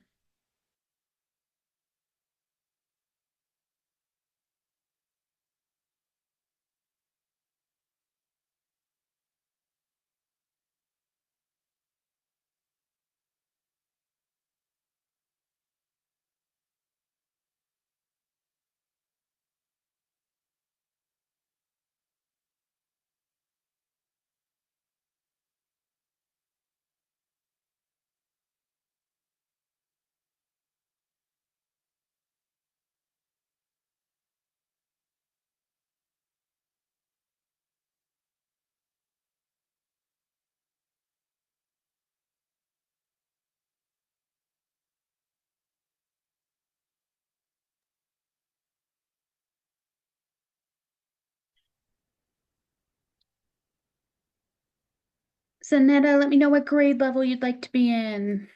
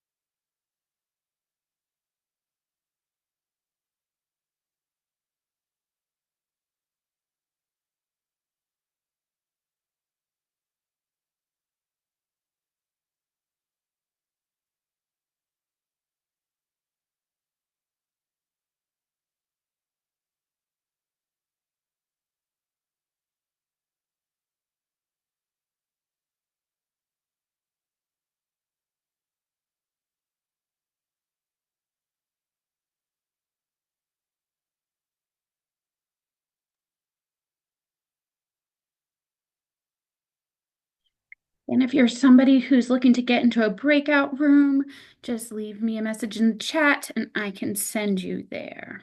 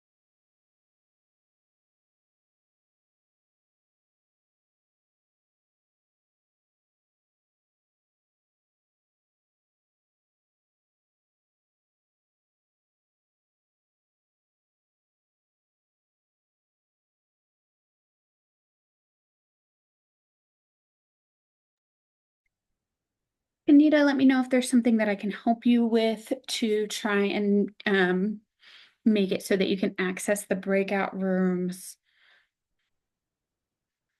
I'll reassign you there, but if you need to come back out, feel free to.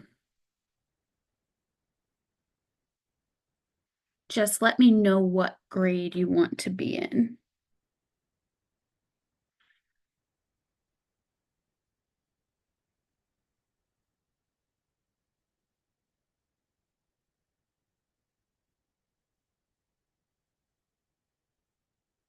Okay, I'm sending you there now, Kanita.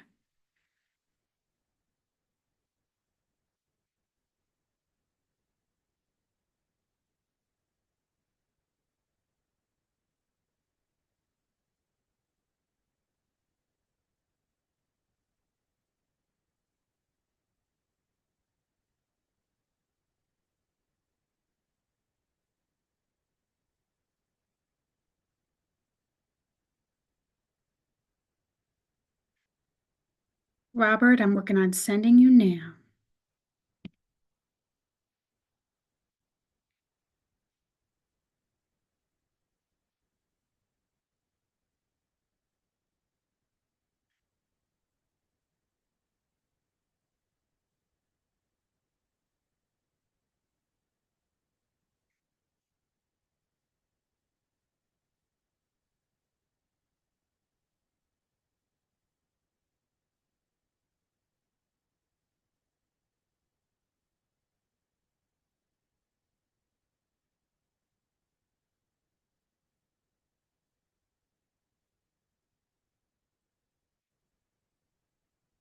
Brandon, sending you.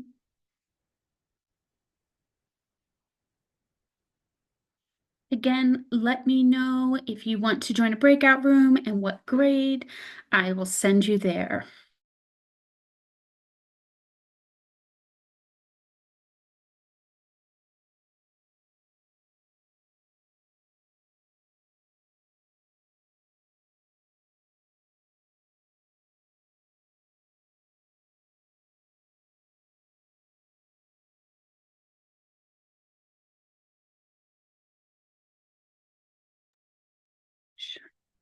Shanier, I'm sending you to 5th grade.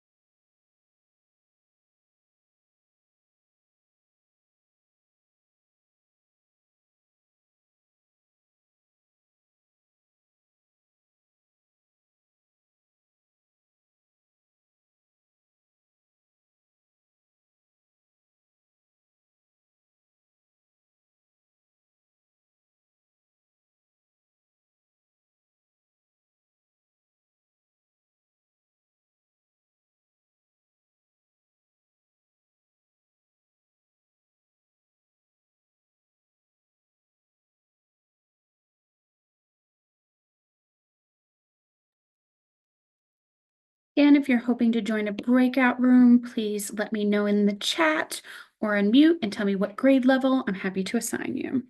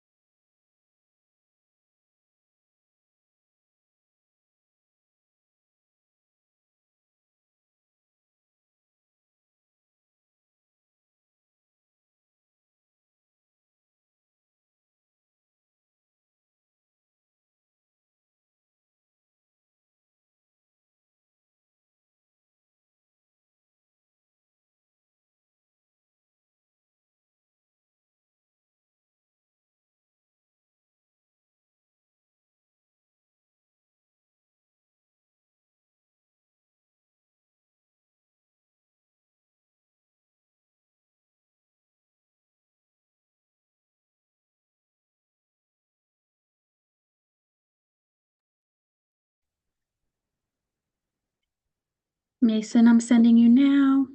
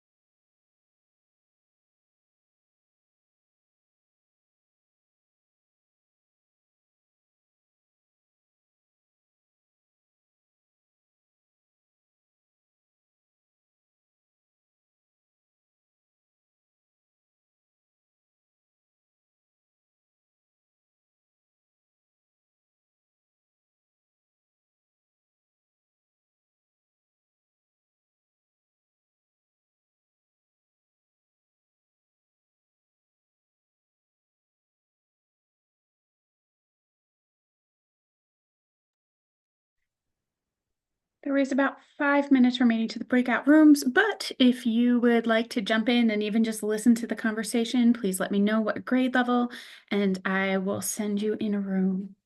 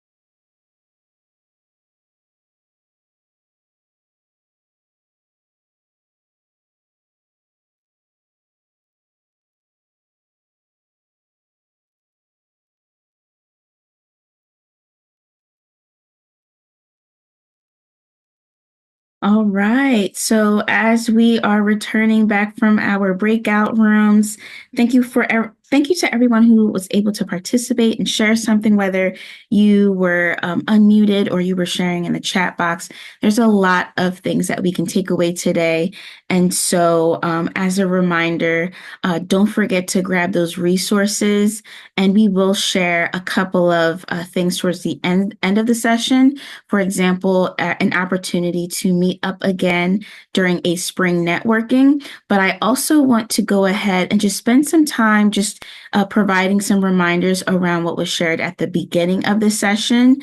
And just give you a heads up, if you aren't already registered, if you would like to continue with connecting and collaborating with educators around the nation, not just within Philadelphia, definitely take a look at the Beyond School Hours Conference.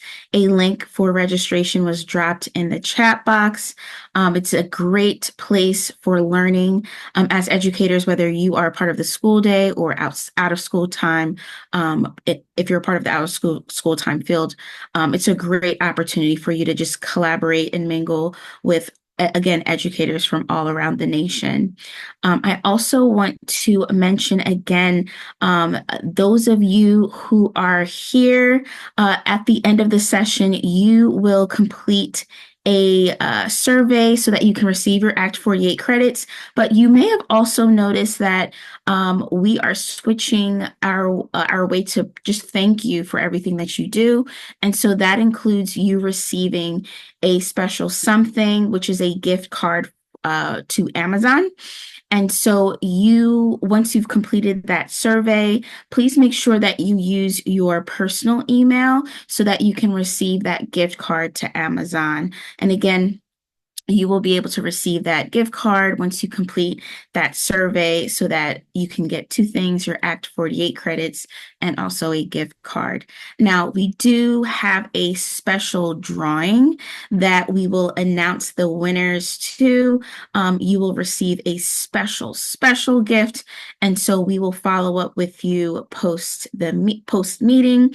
We'll let you know who our winners are. But before we end today, I definitely want to take some time to introduce our guest speaker, Matt de la Peña, a New York Times bestselling Newbery Medal-winning author who has been selected as the Foundations Inc. recipient of the 2024 Champion of Children Award. Foundations Inc. Presents this prestigious award each year to an individual who has demonstrated outstanding commitment to supporting our nation's most vulnerable children and helping them achieve brighter futures through quality education. Matt de la Peña has penned seven young adult novels, including Mexican White Boy, We Were Here, and Superman Dawnbreaker, and six picture books, including Milo Imagines the World and Last Stop on Market Street, each of those books reflecting diversity and inclusion throughout his writing. So please join me as we welcome Matt de la Peña. Hello, everyone. Hello, everyone. How are you doing? I am joining you from Chicago right now because I'm actually here to watch a stage production of Milo Imagines the World. And so if my internet cuts out, you'll know why. I'm in a hotel room. I'm actually here with my daughter. I don't know if you can see her there. She gets to watch a little video while I do this, and then we're going to walk to the theater and see Milo Imagines the World for the first time. And I actually wanted to share that book with you because it's top of mind right now. I'm happy to hear you talk about inclusivity and diversity in children's books because I think this is another version of that that we don't often see in children's books. So I'm going to share my screen to help me do this. Okay.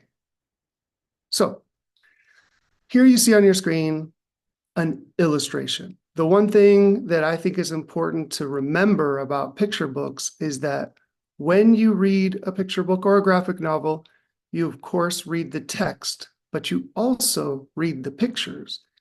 Our youngest readers know this automatically, right? They can't use the text, so they sort of have to lean on the visual. And if you're a parent or a teacher, you probably had this experience where you read all the words on the page and you're ready to flip it, but a child pushes the page back down because they're not done reading the visual story. So I like to honor that by starting and having us look at this image. If we had a little bit more time, or if we were in person, I would have you all tell me, like, what are you reading in this picture? But we'll do the fast forward version of this.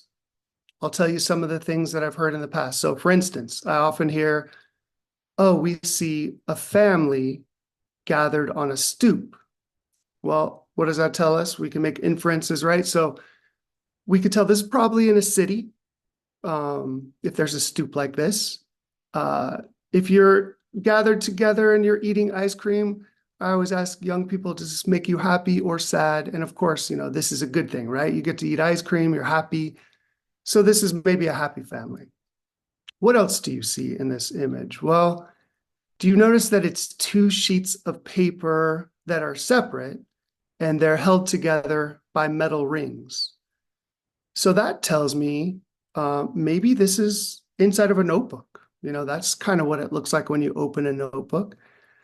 And then, you know, we can make small observations like look at the tree.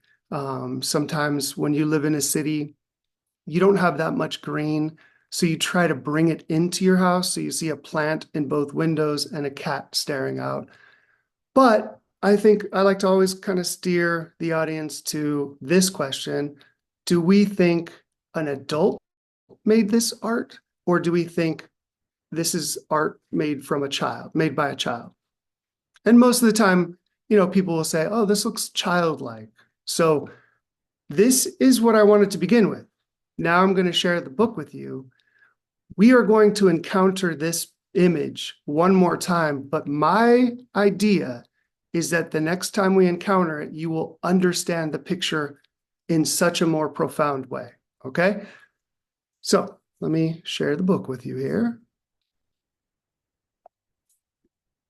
So this image was from the book Milo Imagines the World, and it's illustrated by Christian Robinson. Oh, here is a notebook. It has Milo's name on it, so maybe that image came from Milo's notebook, and you see some of his art supplies. This is the first book I ever wrote that takes place in New York City, where I lived for 15 years. And now I live in San Diego, California.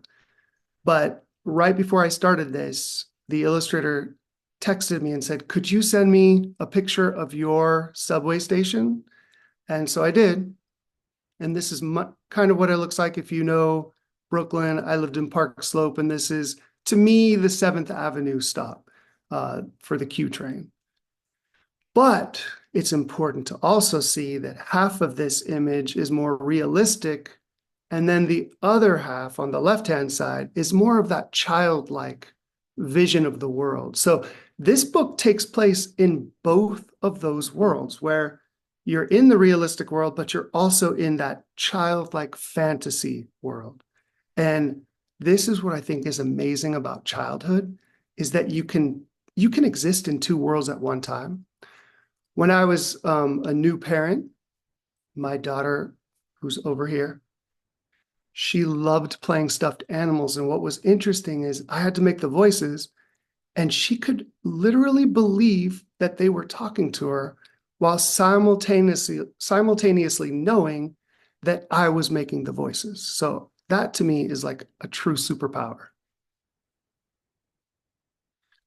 All right, here goes the book. What begins as a slow, distant glow grows and grows into a tired train that clatters down the tracks. A cool rush of wind quiets into a screech of steel, and when the doors slide open, Milo slips aboard. One of my favorite things about putting a book in the setting of public transportation is we are surrounded by other stories. Milo, you see here in the green cap, but look at all these other possible stories that are surrounding Milo. We could We could follow one of those characters just as easily. The book would be just as interesting. I chose to focus on Milo, but another young person or another creator might follow someone else. The train bucks back into motion as he and his sister squeeze onto bench seats. The whiskered man beside Milo has a face of concentration. A businessman has a blank, lonely face. The wedding-dressed woman near the far door has a face made out of light, while the dog peeking out of her handbag has no face at all, just a long, lolling tongue. These monthly Sunday subway rides are never ending, and as usual, Milo is a shook-up soda. Excitement stacked on top of worry, on top of confusion, on top of love. To keep himself from bursting, he studies the faces around him and makes pictures of their lives. At a downtown local stop, the whiskered man folds up his crossword and hurries off the train. I wanted to pause here for a second. By the way, one of the downsides of listening to an author read their own work is they always pause and tell you little things about the book. But I want to highlight a couple things. So often when we read picture books, we encounter a character who's feeling one emotion. They're happy, or they're sad, or they're nervous. But I think in real life, people, and young people included, often feel more than one thing at once. So sometimes you can feel excited, but also nervous, or you can feel angry, but also guilty. And so Milo describes this as feeling like a shook-up soda. Okay, now we have Milo's kind of watching this whiskered man get off the train, and for the first time, we get to see inside his notebook. Milo imagines him trudging through brown mounds of slush. It's a 5-flight climb to his cluttered apartment where he's greeted by mewling cats and burrowing rats. Parakeets tweet songs of longing as the man sips tepid soup hunched over a game of solitaire. Late that night, the door to the parakeet cage mysteriously falls open, and the cats gather on the cold sill to watch the birds fly free above the city. I have to pause it again. Now, here's something that most people don't realize that's happening in this book. Yes, Milo is looking at his fellow train riders, and he's trying to imagine where they're going and what their lives are like. But he's also unconsciously exploring his own psyche. So yes, this is about the whiskered man and where he thinks he's going and how he thinks he's living. But you'll see that in every picture Milo draws, somebody is getting to go free, or something is getting to go free, or something is in some way captured. So here we see a cage of birds, and in Milo's picture, the cage door falls open and the birds get to go free. We're going to understand at the end of the story why his mind is going there. Milo tugs his sister's sleeve and holds up his picture. But even when she turns to look, he can tell she doesn't see. She's a shook-up soda too. A boy in a suit boards the train with his dad. His hair is a perfect part, and there's not a single scuff on his bright white Nikes. Milo imagines the clop, clop, clop of the horse-drawn carriage that will carry him to his castle. Imagines the clink, clink, clink of the guards slowly lowering the drawbridge. Across the human-made moat, the boy is met by a butler, 2 maids, and a gourmet chef offering crust-free sandwich squares. So according to Milo, this boy that he sees on the train is living such a fancy life. He's living in a castle. There are maids and a butler. He even has a little crown on his head. So Milo thinks that this boy must be living a very, very fancy life. And remember how I told you something in each of his pictures gets to go free or is contained? Well, some people in our country have so many cool things, and they want to protect them to make sure nobody takes them. So eventually, this drawbridge is going to clink, clink, clink back up so nobody can get in. But also, the boy's kind of trapped inside of his fancy world. Milo flips to a fresh page at a bustling Midtown stop. When the wedding-dressed woman strides off the train, a band of street performers launches into Here Comes the Bride, and everyone on the platform stops and cheers. My first year living in New York City, I saw a woman going to her wedding with her bridesmaids on the subway, and I thought that that was so legendary that I knew one day I had to put this in a book, and it took me like 11 years, but I finally found a place to put it.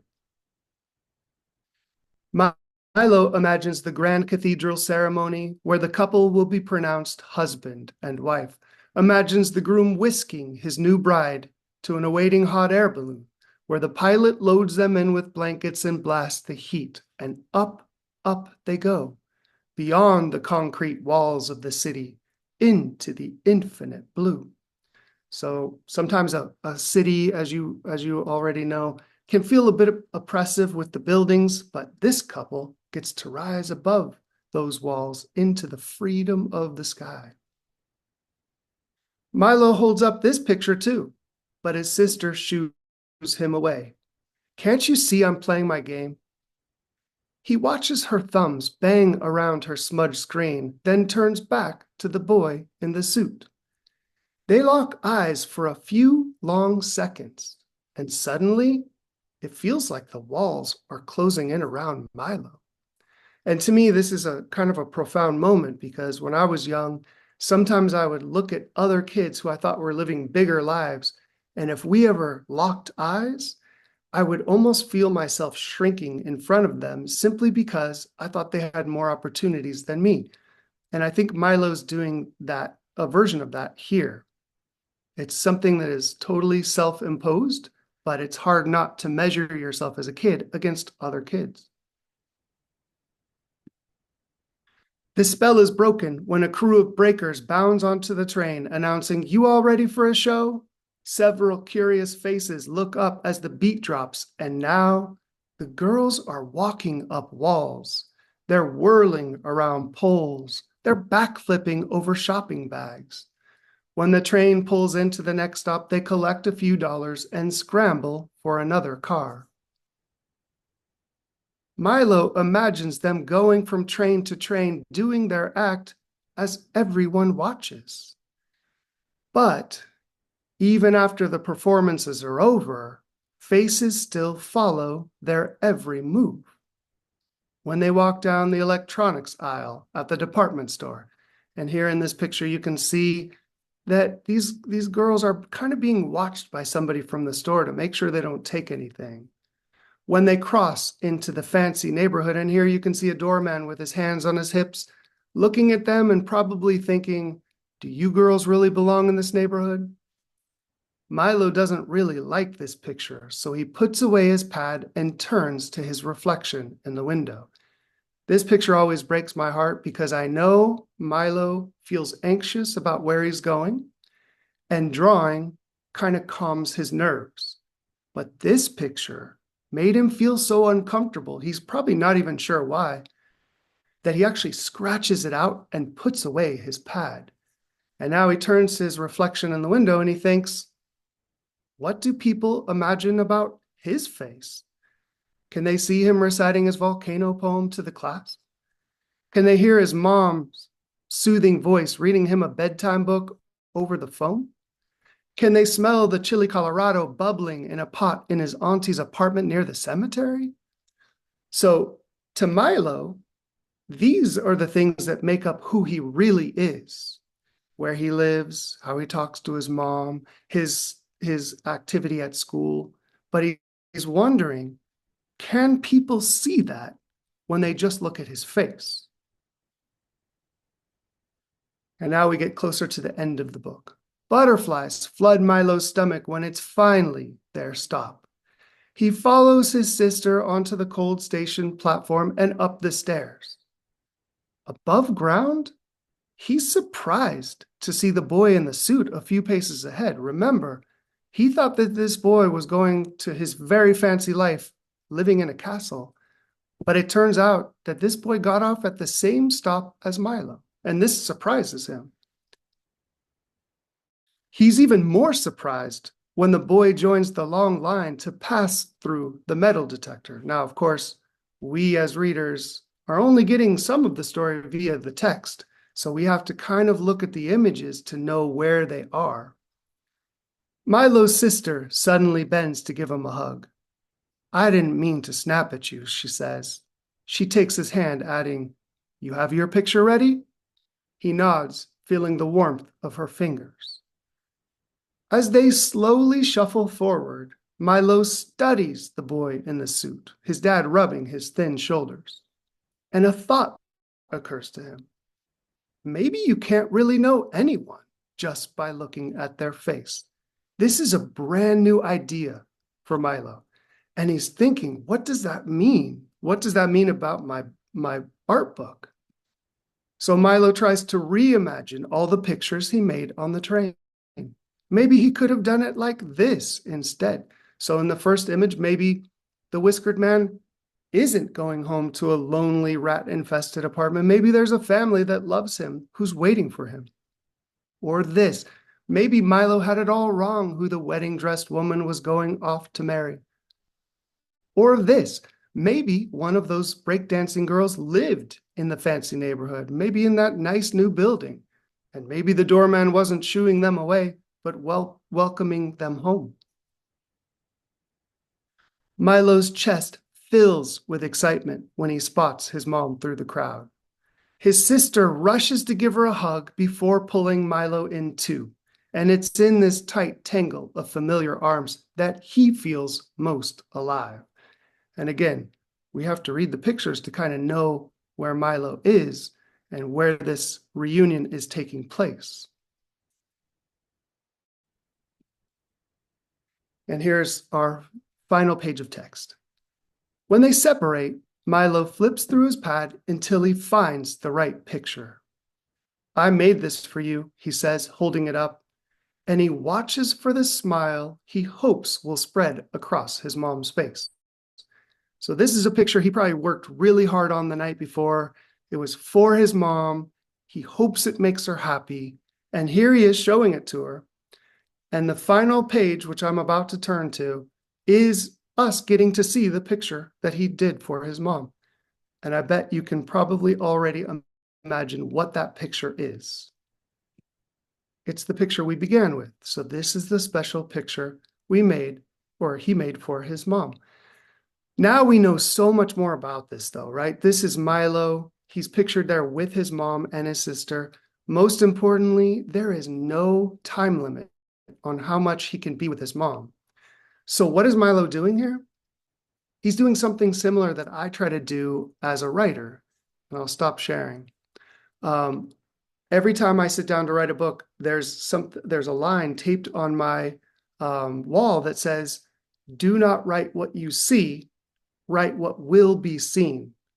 Because the minute you put art into the world, it becomes part of the world, right? Well, Milo's doing something similar. He's drawing a picture of what he hopes his life will be like tomorrow, not what his life is like today. And so there were a couple things I wanted to do with this book. First of all, I wanted to explore the fact that when an adult gets a sentence and becomes part of the criminal justice system, they aren't the only person who gets that sentence if they're a parent. The child also gets that sentence. And I also want to kind of shed light on the fact that America has 4% of the world's population. However, we also have 20% of the world's prison population.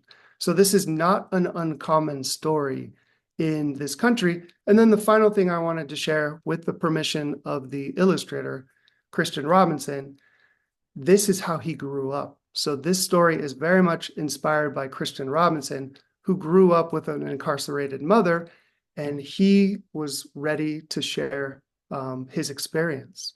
And then as a writer, I had to figure out how to calibrate that, because I feel like every writer for children has to ask themselves this question: what is the job of the writer for the very young? Is it to tell the truth or preserve innocence? And of course, it's not a black or white, right? You fall somewhere along the line, somewhere in the middle of that, right? But for me, I would rather fall slightly more on the side of truth than worrying exclusively about preserving innocence. So I want to share big ideas with the youngest family members we have. And then I'm so thankful that I get to work with talented illustrators like Christian, who can undercut some of that heavy with whimsical illustrations. So thank you so much for allowing me to share with you today. I'm now going to go watch the stage production of this. I hope they don't mess it up. Thank you, everyone. Thank you so much for being with us, Matt de la Peña. Truly an inspiration. And of course, you have a lot of fans in the chat. A lot of our educators have your book on their shelves and are making those connections to your book with their students. So again, thank you so much. And of course, we're getting towards the very, very end of our session. And so, like I mentioned before, we entered all of our live participants here into a lucky drawing. And if you see your name on the screen, congratulations. You are a winner of a copy of Matt de la Peña's new book, The Perfect Place. So again, if you see your name on the screen, congratulations. You will be receiving a Matt de la Peña's, one of his new books, The Perfect Place. And so we will be reaching out to you via email with further information. Again, congratulations. Now, it doesn't end there. Of course, we would like to thank you all for participating with us. And of course, we want to thank you for your work. And so the feedback form that we are going to share with you in the link today, I'm sorry, in the chat box today, once you've completed that form, you will receive your Act 48 credits. As well as your certificate and those resources that we shared with you. But also you'll be prompted to share your personal email so that you can receive an Amazon gift card. So please, please, please fill that out so that you can receive our gift to you, including those Act 48 credits and certificate. I do want to take some time to thank the Helen Oaks family for providing us this opportunity to collaborate with one another and, of course, learn new ways we can support literacy within our classrooms. This is a great experience for us all. And of course, I do want to let you all know to keep an eye out for a notice about a spring networking event that we will hold for all of our participants today. So if you are digging into those resources that we have shared with you and you would like to circle back, or if you need a thought partner in terms of how you can enhance your practices in terms of supporting literacy, that is a great event to be a part of. So please be on the lookout for that. I'm going to just pause here because, again, we highly encourage you to fill out that feedback form. We dropped the link in the chat box. Again, that is the only way we'll be able to provide you your Act 48 credits and also for you to receive your Amazon gift card. Now, again, if you see your name on the screen, congratulations. You just won a copy of Matt de la Peña's new book, The Perfect Place. And I just want to take a quick second. Thank you, everyone, for joining us today and for participating and sharing your thoughts. And again, if you are looking for more opportunities to collaborate with educators, whether you're school day or a part of the out of school time industry, please take a look at the Beyond School Hours Conference. Registration is open. You can definitely register today. It's a great learning event. It's a great opportunity to collaborate with educators all around the nation. So you'll see that you'll see that link in the chat box. All right. So again, congratulations to our book winners and thank you all for participating. Again, fill out that feedback form so that you can receive your Act 48 credits and receive your Amazon gift card. Thank you, everyone.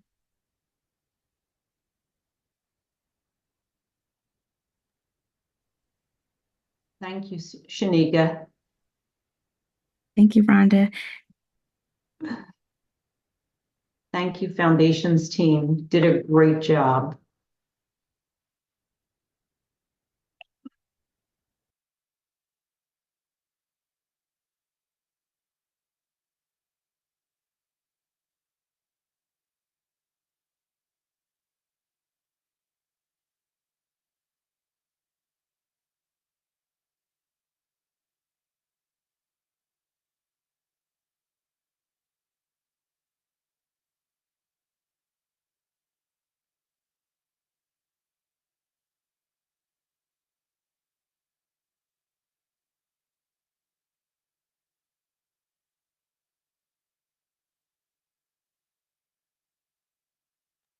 And we're on for the last 2 minutes. Again, do not forget to fill out that feedback form to receive your Act 48 credits and to receive your Amazon gift card. You can use it wherever you'd like, whether it's to add to your reading nook in your classroom or to get something that provides you comfort. We just want to take the time to thank you as educators supporting our youth.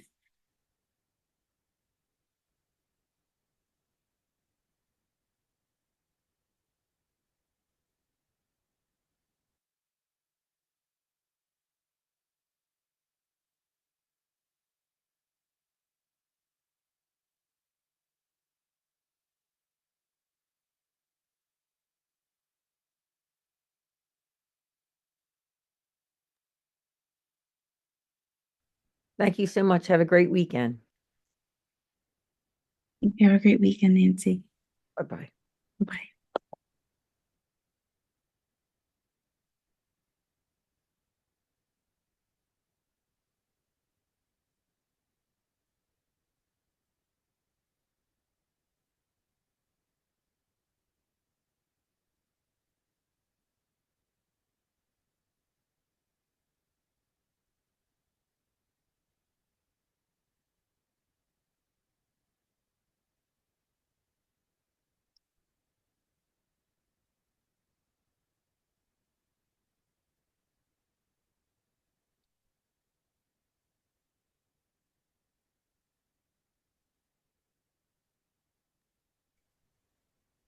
Does anyone know where I can purchase bilingual Spanish and English books for K through 3? Is there anyone on the team that can answer this question for us? I was say I know Marla's still here. She might she might remember. Yes, so what I used to do, Amazon is a good place, and also Santillana. Can you spell Santiana? Okay, I'm putting in the channel. Thank you. Thank you, Marla. Good to see you, Marla. Likewise. First Book Marketplace also has some, as we get some for our students there. Thank you.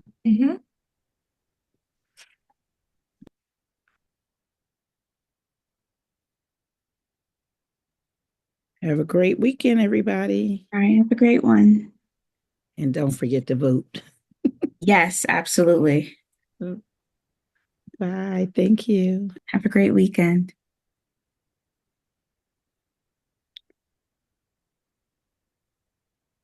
Well, at this time, if there are no more questions, we are going to end our meeting for today. Thank you for joining us.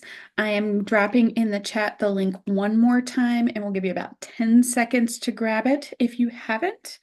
Otherwise, thank you for joining us today.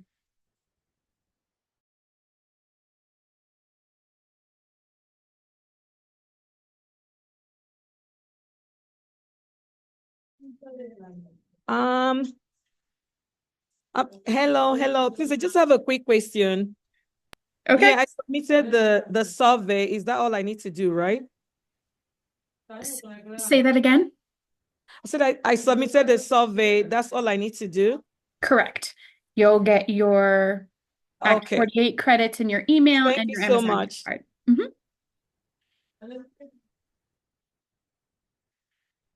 Any other questions? Are we allowed to log out now? Yep, Can we're I log getting ready out? to end the meeting as soon as everybody's ready. We just want to leave All right, space. thank you.